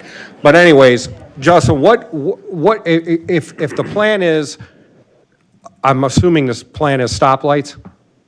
There is no plan for any improvement at this time. We would simply have an analysis done on it and have a traffic engineering firm give us the best case scenario, whether it's a traffic signal or a roundabout. We'd be bringing that back to council ultimately for your decision. Okay. And they would be presenting their findings and their recommendations to the council. Correct. I also think that I would like to see it moved up. I think we discussed this in the pedestrian safety committee, and I thought it was going to be done sooner rather than later. Yeah, so this is just a matter of, we've had previous council interest in the prior projects that you've seen tonight, and so we were trying to make the dollars work. So if something else was cut, we can certainly do that. We will, and with all due respect to the District 7 Sheriff's Office, we will go to the ADOT Crash Magic and pull the crash data through our GIS person. And I don't know that we have an opportunity right now to get some traffic counts, but let's see if we can get that done so we can come back with that data and share it with you. I know you have to look at data, and crash data is important, and I don't think there's a way to measure this, but I've seen so many situations where people start through and then hit their brakes as somebody else is coming through, and I don't know if there's any way to put up cameras there to look at it and see what happens over time, or is there anything like that that could be done? Not that I'm aware of, sir. Well, I was just looking ahead at another slide. Swirl Boulevard, La Montana is on the list, and I know that's been one or two people have really been complaining about that. We've had some incidents there, but to me, that intersection is a lot less confusing, and someone called it a blind intersection. I mean, there's just no way, and that's $150,000 that you have allocated there. So, you could slide that over to this one, in my opinion. David, if you can come up, I think there might be, when we get down to the table, I think there's maybe an error here on this slide. Because I think when you go to the table that shows the Public Works summary, I believe this is being recommended. Included, and I think I put the recommended for fiscal year '24 on the wrong Yes. slide. So my apologies. I was trying to So figure out how I if could. we have a figure that summary out. table that you'll see, and it actually is in that, because I seem to remember that this was a higher priority, and it was, and I couldn't understand. So it is actually recommended as we reprioritize, so it is there. Excuse me? I'm totally for making it 2024. I get it, but it looks like consensus is not. This next project has been on the radar of the subcommittee to this council, the Pedestrian and Traffic Safety Committee. One of the recommendations we got after having the initial analysis done on that intersection was to increase the timing by about 2 seconds for all of the left turns. And when we're talking traffic signals operate on seconds.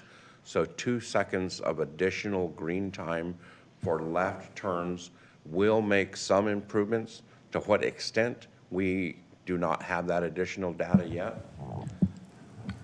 This is the one that's being recommended to push off, right? Yes, we just did the timing, and we have seen some noticeable improvements, and so we wanted to just see another year to see if that might save us the $85,000. I do think probably we'll be back recommending this as a solution, but I'd like to see if we can also make adjustments or tweaks to the current timing, because this could save us, you know, the $85,000 on the design for the stacking issue that we have at that location. So this one right here, while it's not shown on this slide, is a recommendation to be deferred to '24. This one right here, and we had discussed this at the retreat, the avenue receptacles in the palm tree islands and the lighting associated with that in very poor condition. We agree with the town manager's recommendation to move this out to FY '24. This one right here is two parts. One of them is drainage improvements that are needed on the south side of this intersection at the golf cart underpass. The other one is this is an excellent candidate in the future for a marked crosswalk using rapid rectangular flashing beacons, because on the in this area, the northbound side, we actually have sidewalks or a walking path that ties this to Desert Vista Park. But we agree with the town manager's recommendation to move this into FY '24. Yes, sir. Justin, I know there's a development going in on that corner. Are we getting any help with this from the developer? To date, sir, I'm not aware that we have spoken to Kaufman about a contribution to that. My answer is no, and this was something that this came out of the blue. The first time I've ever heard of it was through this budget process, and so I'm a little disappointed that we didn't try to talk to Kaufman during their proposed project, because typically you don't extract it, but you try to get them convinced that that would actually be helpful for them to contribute at least a portion of that cost. That's a big enhancement for his project there, I think. It is. And we will definitely, John, I know part of the deal with the developer is he frequently gets his entitlements and he doesn't pursue his entitlements. So we'll have to go back and see what his interest level is on this particular site. I appreciate you saying that, because when he was in front of us, I said, you know, we give these special use permits and people wait and wait and wait. I said, are you ready to go? He said, we're ready to go right now. Well, nothing's happened. Do we have any idea why? He had said he was ready to go. Yeah, he just got an extension for another 6 months, right, John? Yes, that's correct, Mayor, Councilmember. When we contact him, he tells us, yes, he's still working on the more detailed plans, and yes, he plans to go forward, but we haven't seen them yet. So in other words, he hasn't told us the truth. Should we be You talking can't about comment this? on that, but It's probably off This is sort of topic. off the agenda. Better be careful. Thank you. This next project was intended to be a connector directly from Fountain Park to the Lake Overlook Trail. We agree with the town manager's recommendation to move this out to FY '24.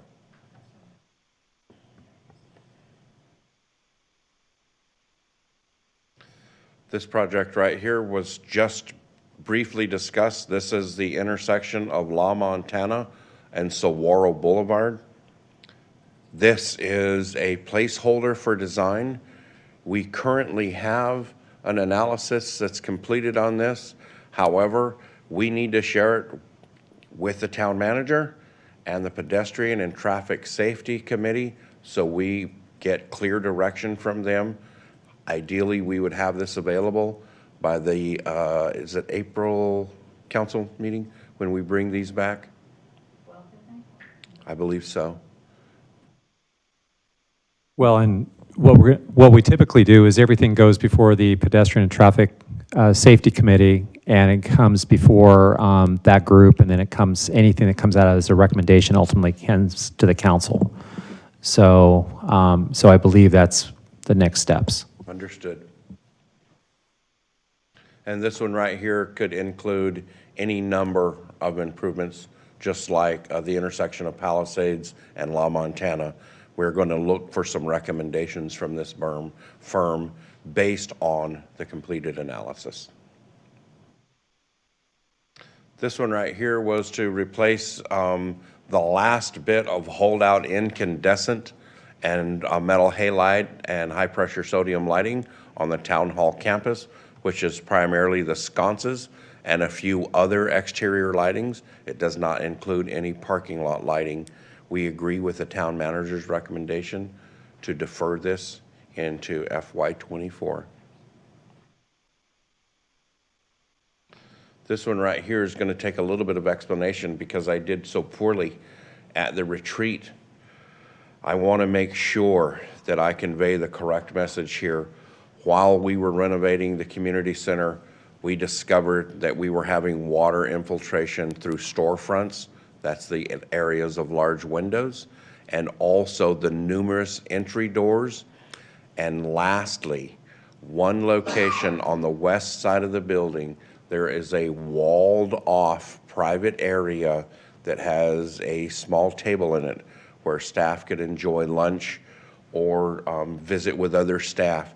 In that area, all of that concrete slopes towards the building and the water ponds there. And there's simply no way to get it out without pumping it, without tilting all of that concrete away. It should be noted that during construction, we took immediate action with staff and through some small change orders and addressed the lion's share of this water that historically comes in from storms when the wind is blowing or when there is an unusual event with increased intensity. We have not eliminated entirely, and these are temporary fixes. They need to be addressed permanently. It's important to note that the money this council approved for that renovation was used wisely, and this minimal amount of water intrusion is not going to damage or ruin those improvements. This is water that can simply be mopped up or cleaned up. What we want to do is address it permanently because of the size of the storefronts and the doors. It's going to be a rather expensive fix. Yes, sir. So that concrete that slopes toward the building, can that be jacked up to have it leveled out or pitched another way? We would love to do jack slabbing. However, it's attached to the building. It has to be cut and removed. We discovered that the on-grade slab is bigger than the building itself, so all the walls, the storefronts, and doors were set back, and at every one of those locations, there's about 8 to 10 inches or a foot of concrete that's actually part of the structure that tilts back to the building. So that we are going to address that. We've actually met with numerous firms and finally discovered one in the last few weeks that this is all they do, primarily in wet weather, but they work throughout the U.S. and they have provided us a very good estimate to have this analyzed for the storefronts and the doors. The area underneath the little shade structure on the west side, that simply needs to be removed and that concrete replaced and made to drain out into the parking lot. That's really the only fix for that one. If we have funding available this year and we're moving around on capital projects under direction from the town manager, we may very well address that one sooner rather than later. Personally, I'd like to see that addressed ASAP. Yeah, so just to let you know, that building, the floors are all built on grade. So with the floor covering, it actually is slightly above grade. I mean, when I say slightly, like maybe a 1/4 inch or so. when we were doing the remodel, we were doing it right during the storm season, and it was basically below grade.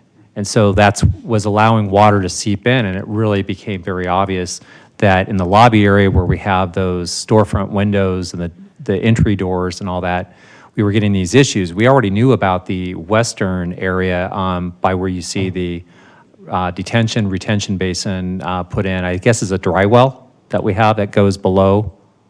It is a detention basin that actually ties into our storm drain system. Okay. So this became very obvious, but I'm glad Justin kind of clarified, because I was about ready to reach over during his presentation and it's like, no, you got it all wrong. Because it made it sound like we just put in all this millions of dollars of improvements, knowing very well that we had this issue, and that's not the case at all. And I'm glad he did a good job of trying to explain that tonight. Thank you, Madam Mayor. So Justin, as you're aware that I'm the one that lost my mind when you gave your last presentation, and the way Grady just said, it appeared from the presentation that this was a very serious issue that could cause serious damage. So we went from this could be a very serious issue with flooding and cause damage to the $800,000 we just spent in upgrades to now it'll just take a mop to. That, when I say that, let me convey this to the best of my ability. There is still going to be water entering the building at several points on the lobby where we have a tile floor. We will need to clean that water up when it happens. There will also be a few areas on the west side of the building and on the east side of the building that during and after storm events, water will weep in through the storefronts and get the carpet wet. And it's not just a 1 foot in diameter, but it's a few feet in diameter area that will have to be cleaned up to minimize long-term damage. It's still serious, and it's still a problem that needs to be corrected. I just don't want you to think that everything's going to be ruined. We're going to have to take care of these water issues and more permanently. And right now, we don't have that solution. Well, I appreciate that. I don't want any water damage. Understood. Period. So what is the cost, like I said last time, what would be the cost of fixing this so that there is no water intrusion? Period. Not multi-year, we're gonna mop this up and maybe this piece of carpeting is gonna go bad or whatever.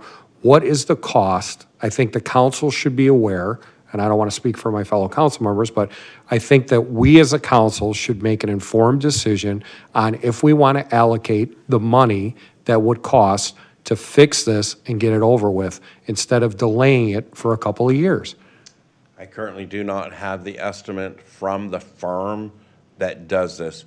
We will be bringing forward an agreement to this council to approve, a professional services agreement. It's going to take a little while for them to complete the assessment and make a recommendation with an engineer's estimate. I do not have that number tonight. But this is not a multi-year though. So this is not to be solved over a multiple number of years. This is intended, if we can get it, and we've heard it loud and clear, if we can get it solved this year, we will. We just don't know what the cost is. But we will find the money. And we can do that because we should be able to solve this problem now. Okay. But he's actively getting these quotes, and I feel very comfortable, very good about getting a solution to this. But we've had other vendors give us numbers, like the one that we used last year gave us what he thought might be an easy solution. We'll give this a shot. We'll try this. We did. It did some help with the western door, but it didn't solve the rest of it. And we didn't get into this until the floor was removed and we started having this issue. So our intent is to take care of this as soon as we can. Absolutely. Okay. We hear this loud and clear from the council. Yeah, I just feel that it's a pressing issue and we should protect our investment. I think everybody up here would agree that if we bought a home in the Midwest that had flooding, we would spend whatever money we needed to put in a good sump pump and plan on, if we're going to remodel our basement and it normally gets water, we're going to put a great sump pump in and make sure that we plan ahead to solve any damage that could happen. And I think that in this particular case, we're spending, and I'm not beating a dead horse, but we're spending $600,000 to see if a roundabout would be good in front of the fountain and all of this other stuff, where we have a pressing issue here. And I would just, whatever it is, I don't know what it is, Mayor. Okay, well, I blacked it out because it was so traumatizing to me.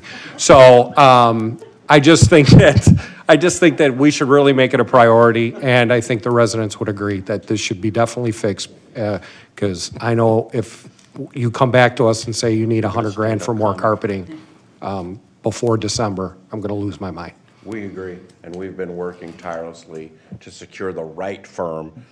We've heard some pretty incredible things. It should be noted that with the staff we have here, which is a supervisor and a plant mechanic, they have managed to address the lion's share of this themselves with interim measures to minimize or eliminate the water. Again, it's a temporary. And we certainly appreciate it, and it's important to us as well. I'm probably not understanding, but wouldn't we need the number before we approve the CIP? This was put together because we had not yet found a firm. So we were using not the highest or the lowest estimate from the other firms that we had spoken to, but somewhere in the ballpark of what they thought it would cost.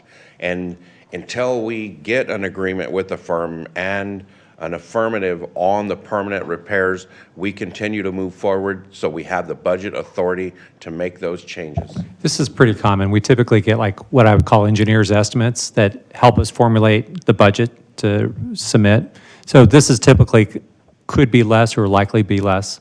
So it's just an estimate at this point. You're welcome. This one right here also requires additional explanation. It should be noted that immediately after council approved the $600,000+ to clean Golden Eagle Park, during that time, as part of that, we went in and cleaned out all of the drainage channels. We made them deeper. We made them wider. We took the necessary measures to minimize the backwatering into the park at that time. As this process has moved forward, we have encountered numerous challenges, including reviews by the state agency in Maricopa County Flood Control District and ADWR. Also during this process, we've had a couple of events, and as a result of the action taken earlier to make the drainage channels wider and deeper and eliminate some physical barriers on Golden Eagle Dam, the backwatering has been minimized, and we've been able to address that backwatering internally and with contractors. After each storm event, that is our first stop after we clear all of the streets and make sure they are safe. With that said, there is a huge change in scope here that's going to be addressing the items that we were not aware of, primarily related to electrical. Rachel touched on some of that earlier in relation to the ball fields lighting and the irrigation in order to make the necessary improvements to the channels and make them deeper and wider enough, deep and wide enough to manage the flows. The irrigation that is currently just on the side of these drainage channels has to be moved. We don't want that to be haphazardly. We need that to function for many, many years to go. Another part of the option is making the ballpark on the north side. It has a number, and it's called Ballpark 1. On the north side, currently, if you have physical challenges, you have to take a pretty strenuous route to get to the other ballparks on the south side and the amenities. So we have asked this firm to also look at possibly eliminating that long winding walk that goes through the channel and inevitably will be flooded with each event, and look at possibly building a smaller, shorter pedestrian bridge that would eliminate that. It should be noted that we are asked as a municipal government, anytime we make substantial improvements to one of our amenities, we also update the accessible routes. And you'll see that again and again in all of our PowerPoints and all of our projects, that we are mentioning accessible routes and ADA accessibility, parking stalls, and that kind of item that's necessary. Not only is it mandated, it's simply the right thing to do. With that, the project has had some delays because of some staffing changes. There have been some scoping changes. It's been very, very frustrating on our side and very, very frustrating on their side. We have come to an agreement. Mayor and council approved an amendment to their contract. We had asked for a very, very tight schedule to finish the design.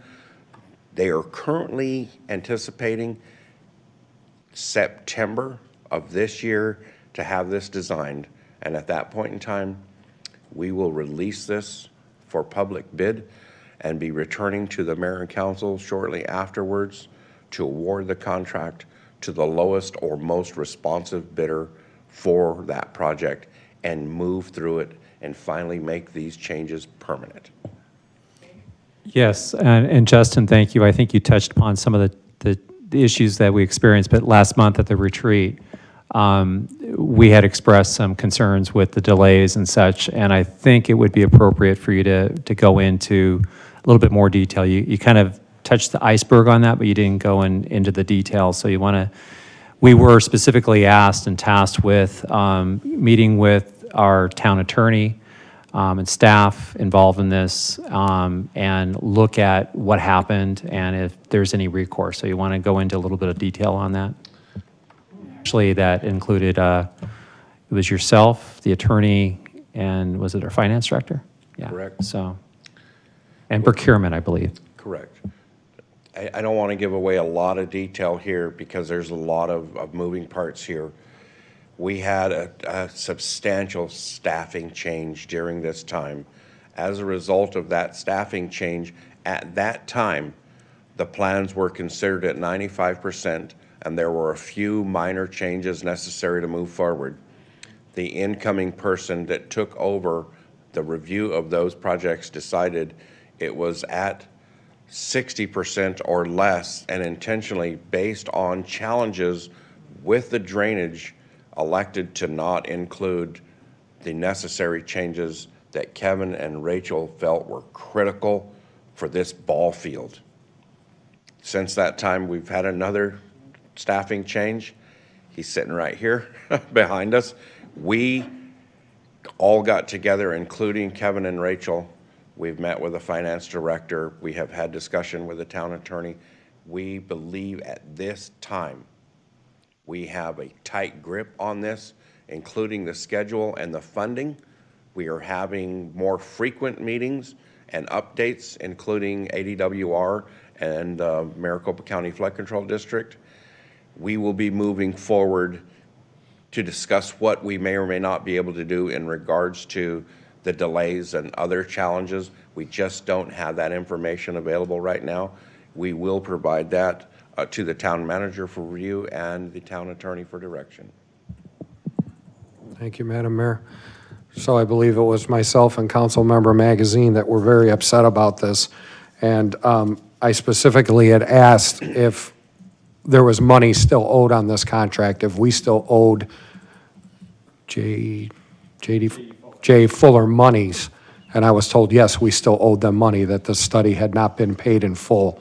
I would hope that in these meetings, it seems to be that there was some culpability on the town's part with, as I'm reading between the lines, with staffing changes and everything. But I would hope that we would entertain, when we're moving along in these discussions, that we won't be paying for this study in full, because there also seems to be, and you can correct me if I'm wrong, but there also seems to be some culpability on the design firm's part also. And if there is some culpability on their part, as well as our part, I wouldn't expect to pay the full price for this contract. Do you agree? I understand that your comments, and to some extent I agree, and I think this is important to note.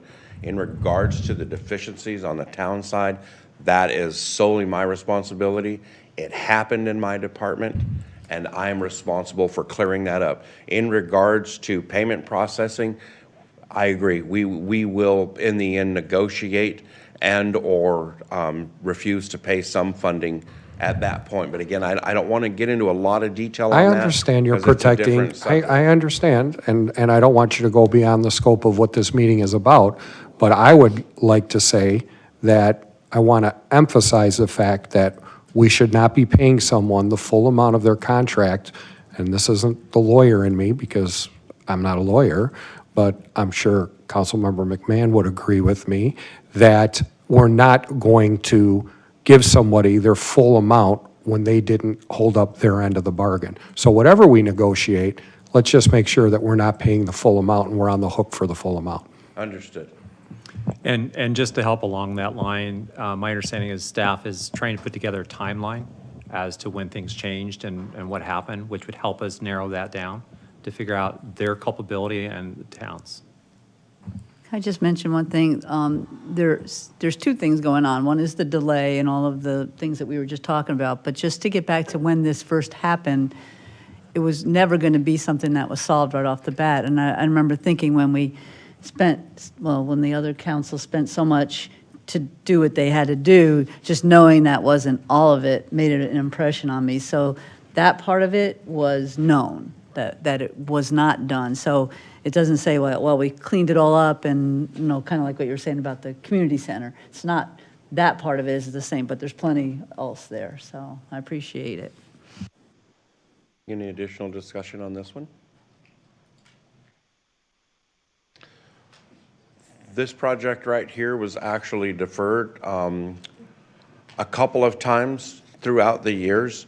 It is currently in this year, however. We discovered when we brought it back to life that the documents had never been completed and sealed by the original firm. As a result of that, each of the vendors that we reached out to and asked them to construct it based on their specifications said they would not because it had not been sealed by an engineer. We are currently working with that firm to finalize this and make some minor changes.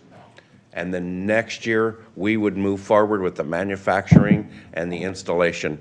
And it should also be noted, it's taken, and I'll just say this, me a considerable amount of time to get that firm to own this and start communicating with staff to address this, because in their opinion, they have been paid for a service, and any additional service beyond that is an additional fee. At this point in time, I agree, provided the fee is reasonable. I just don't understand the terminology. When you say it hasn't been sealed, what do you mean by that? When a firm, especially an engineer, designs a project and things that are going to be in the right-of-way, that project is historically sealed with his or her stamp and then signed. And that is their seal of approval stating that this meets all of the necessary requirements by the local, county, state, and federal government to be in the right-of-way. It's really essential, and it helps protect the town from a liability standpoint, because some of these are going to have like wind loads and things like that, and you can't have like a windstorm just blow one of these and hit a car that's driving by. So it's a good question, because a lot of times we don't really see this, but when you see award of contracts for like the roundabout or transportation projects, or even when we put in the crosswalk on Saguaro, we had to have a traffic engineer go and design that, and so they take that that come up with the design, they do the analysis, and then they sign it and basically seal it, and that's basically good as gold. So that I'm probably the only one that doesn't understand this.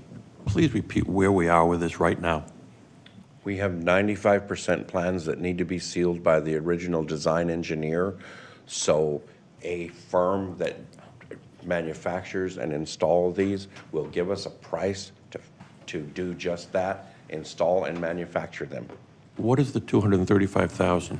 That is the estimated cost for design and installation. Oh, it is?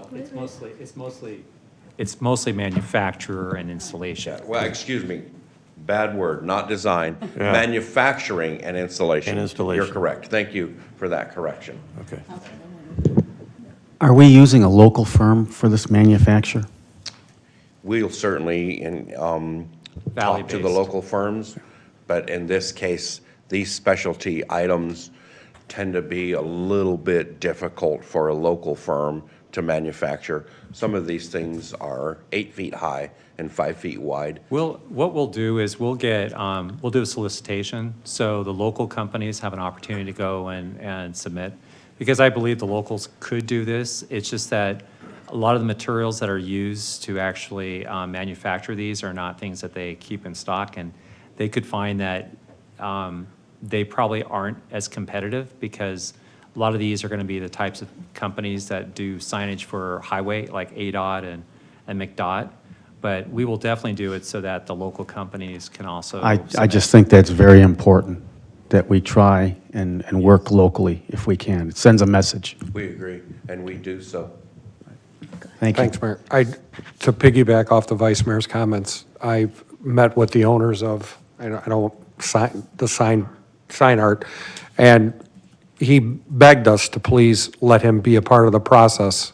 I know that there's times, like Grady said, that there's specialty pieces and whatever, but I personally basically promised him that in the future, when the town does do sign things, that we would at least give him a shot at it. If he's not competitive and we can find it cheaper somewhere else, of course, we're going to save money, but at least let's get him involved in the process and let him take a crack at it, because I'm with the Vice Mayor. I think that we should shop local. We preach as council members, eat local, shop local and all that. That should include a business like that. Absolutely. And we actually engaged that aforementioned for several of our manufacturing of signs, not our highway signs, but specialty signs, and certainly all of our recent plaques have come from that local retail. Thank you. Councilman? You're welcome. You know, I know it's been quite a number of years when this was originally brought up and then kind of scrapped, and so I'm just wondering when this comes forward. I mean, there'll be kind of a, you know, a map of showing where everything's going and how many signs and We still all have that. I yep, mean, we still have all of that. yeah, okay. And we will bring this back to the mayor and council for award of contract for manufacturing and installation. And at in that time- packet, it will show the maps where the locations are recommended. This is it was kind of annoying, actually, because thinking back to when this happened, I think the SIP for the signs themselves was just over $100,000. They spent $100,000 on the design, which was, really out of hand. If you're looking at it right now, it's like, a design for signs that are going to cost $200,000 was $100,000. And now to find out that $100,000 was spent on someone that didn't seal it is particularly annoying, I guess. Understood. Any additional questions or comments on this one? Wouldn't that be against the terms of the contract for them to not seal it? And if so, then they shouldn't be charging extra, right? They're not charging extra. They brought it to the point where it was then deferred by then the mayor and council. So in their opinion, they brought it to that level, and then the project was scrapped by the mayor and council, not by them. So their indication is they were paid the full amount of their contract price for the services provided. However, it did not include the final package, But which as- included the oversight of manufacturing and also the oversight for installation, which they will not be involved in this time, just the sealing of the documents.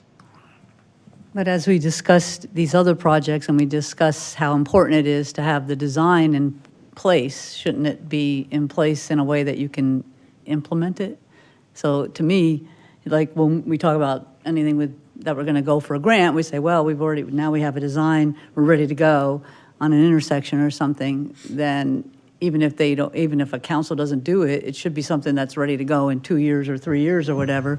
They did not leave us with a product You're that was absolutely usable. right, and this is a very highly unusual. We've never had this kind of situation happen. Part of what I believe happened is the combination of the council terminating the project, and also we had a payment schedule. And so I'm not sure, but I don't believe we paid the final payment, which, this was in a payment schedule based on progress, and they do this, and then they'll get paid this. So I believe that's what happened when it got terminated. We hadn't gotten to that final point to make the final payment, which was probably just a nominal amount to finish up. I was on the council at the time. I don't remember terminating the project. I remember that we said we just didn't want to spend the amount of money it was going to cost to fabricate them and place them. It seems to me that's a different definition of terminating the project. Yeah, I would tell you that you're probably right. It was actually in this kind of environment. It was actually at a budget workshop, or actually, I think it got terminated, or I shouldn't say terminated, that's not a good term. But I would say the project got scrapped by the council at one of these types of workshops. And council gave us direction, and we communicated that back to the contractor. My recollection is, again, using the word terminated, I think we didn't want to spend that much money at that time. Right. And I think that's different. Yeah, the project was deferred by 1 year. We brought it back the next year, and we were asked to move it out several years because we had some challenges that we were working with financially. So it was a deferral. It wasn't a cancellation of the project. It should have been usable. I don't know. I think I think of that 1 year when the council said that's it, it got resurrected by either the same council or a future council. So it got killed.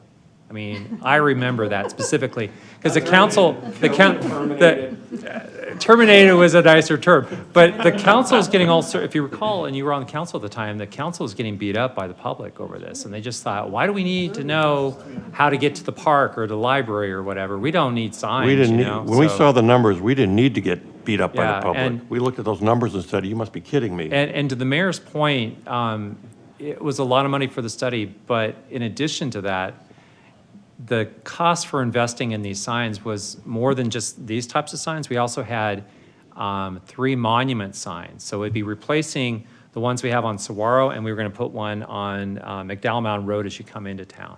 And they were a totally different look. They were very similar to the one on the far left here, but it wouldn't have said, all those different things. It would have just said, welcome to Fountain Hills.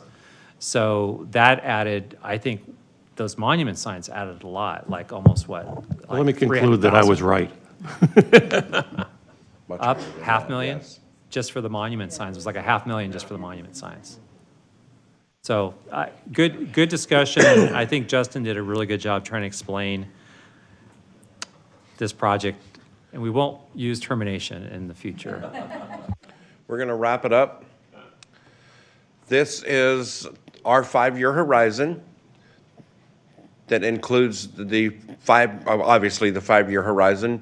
You'll see on some of these that they have been moved out or the funding no longer exists. And the reason for that is we currently do not know in regards to the guardrail what we need. So we will ask that be put back on for the future. This is the summary. The description, obviously the cost in the left-hand column, and on the right, the recommended deferrals or the projects that have been approved. The ones in red are the ones that we agree need to be deferred. The exception to that, and I want to make sure that we have the correct notes, we want to look at Palisades and La Montana, correct? Which is recommended there. Okay. Yeah. All right. This is the final slide of the summary. If you have any questions about the summary slides, I'll do my best to answer them.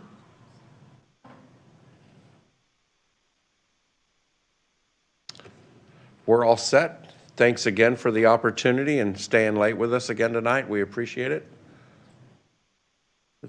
Go ahead. I just want to, even though we may not all be in agreement on every one of these, I want to compliment the staff because this is no easy task to come up with all of this and to price things out and so on. So thank you very much. Thank you. Anything else? Anybody have any comments or questions? Okay, I think we're ready for a motion to adjourn. All in favor? Say aye. Thank you. Good night.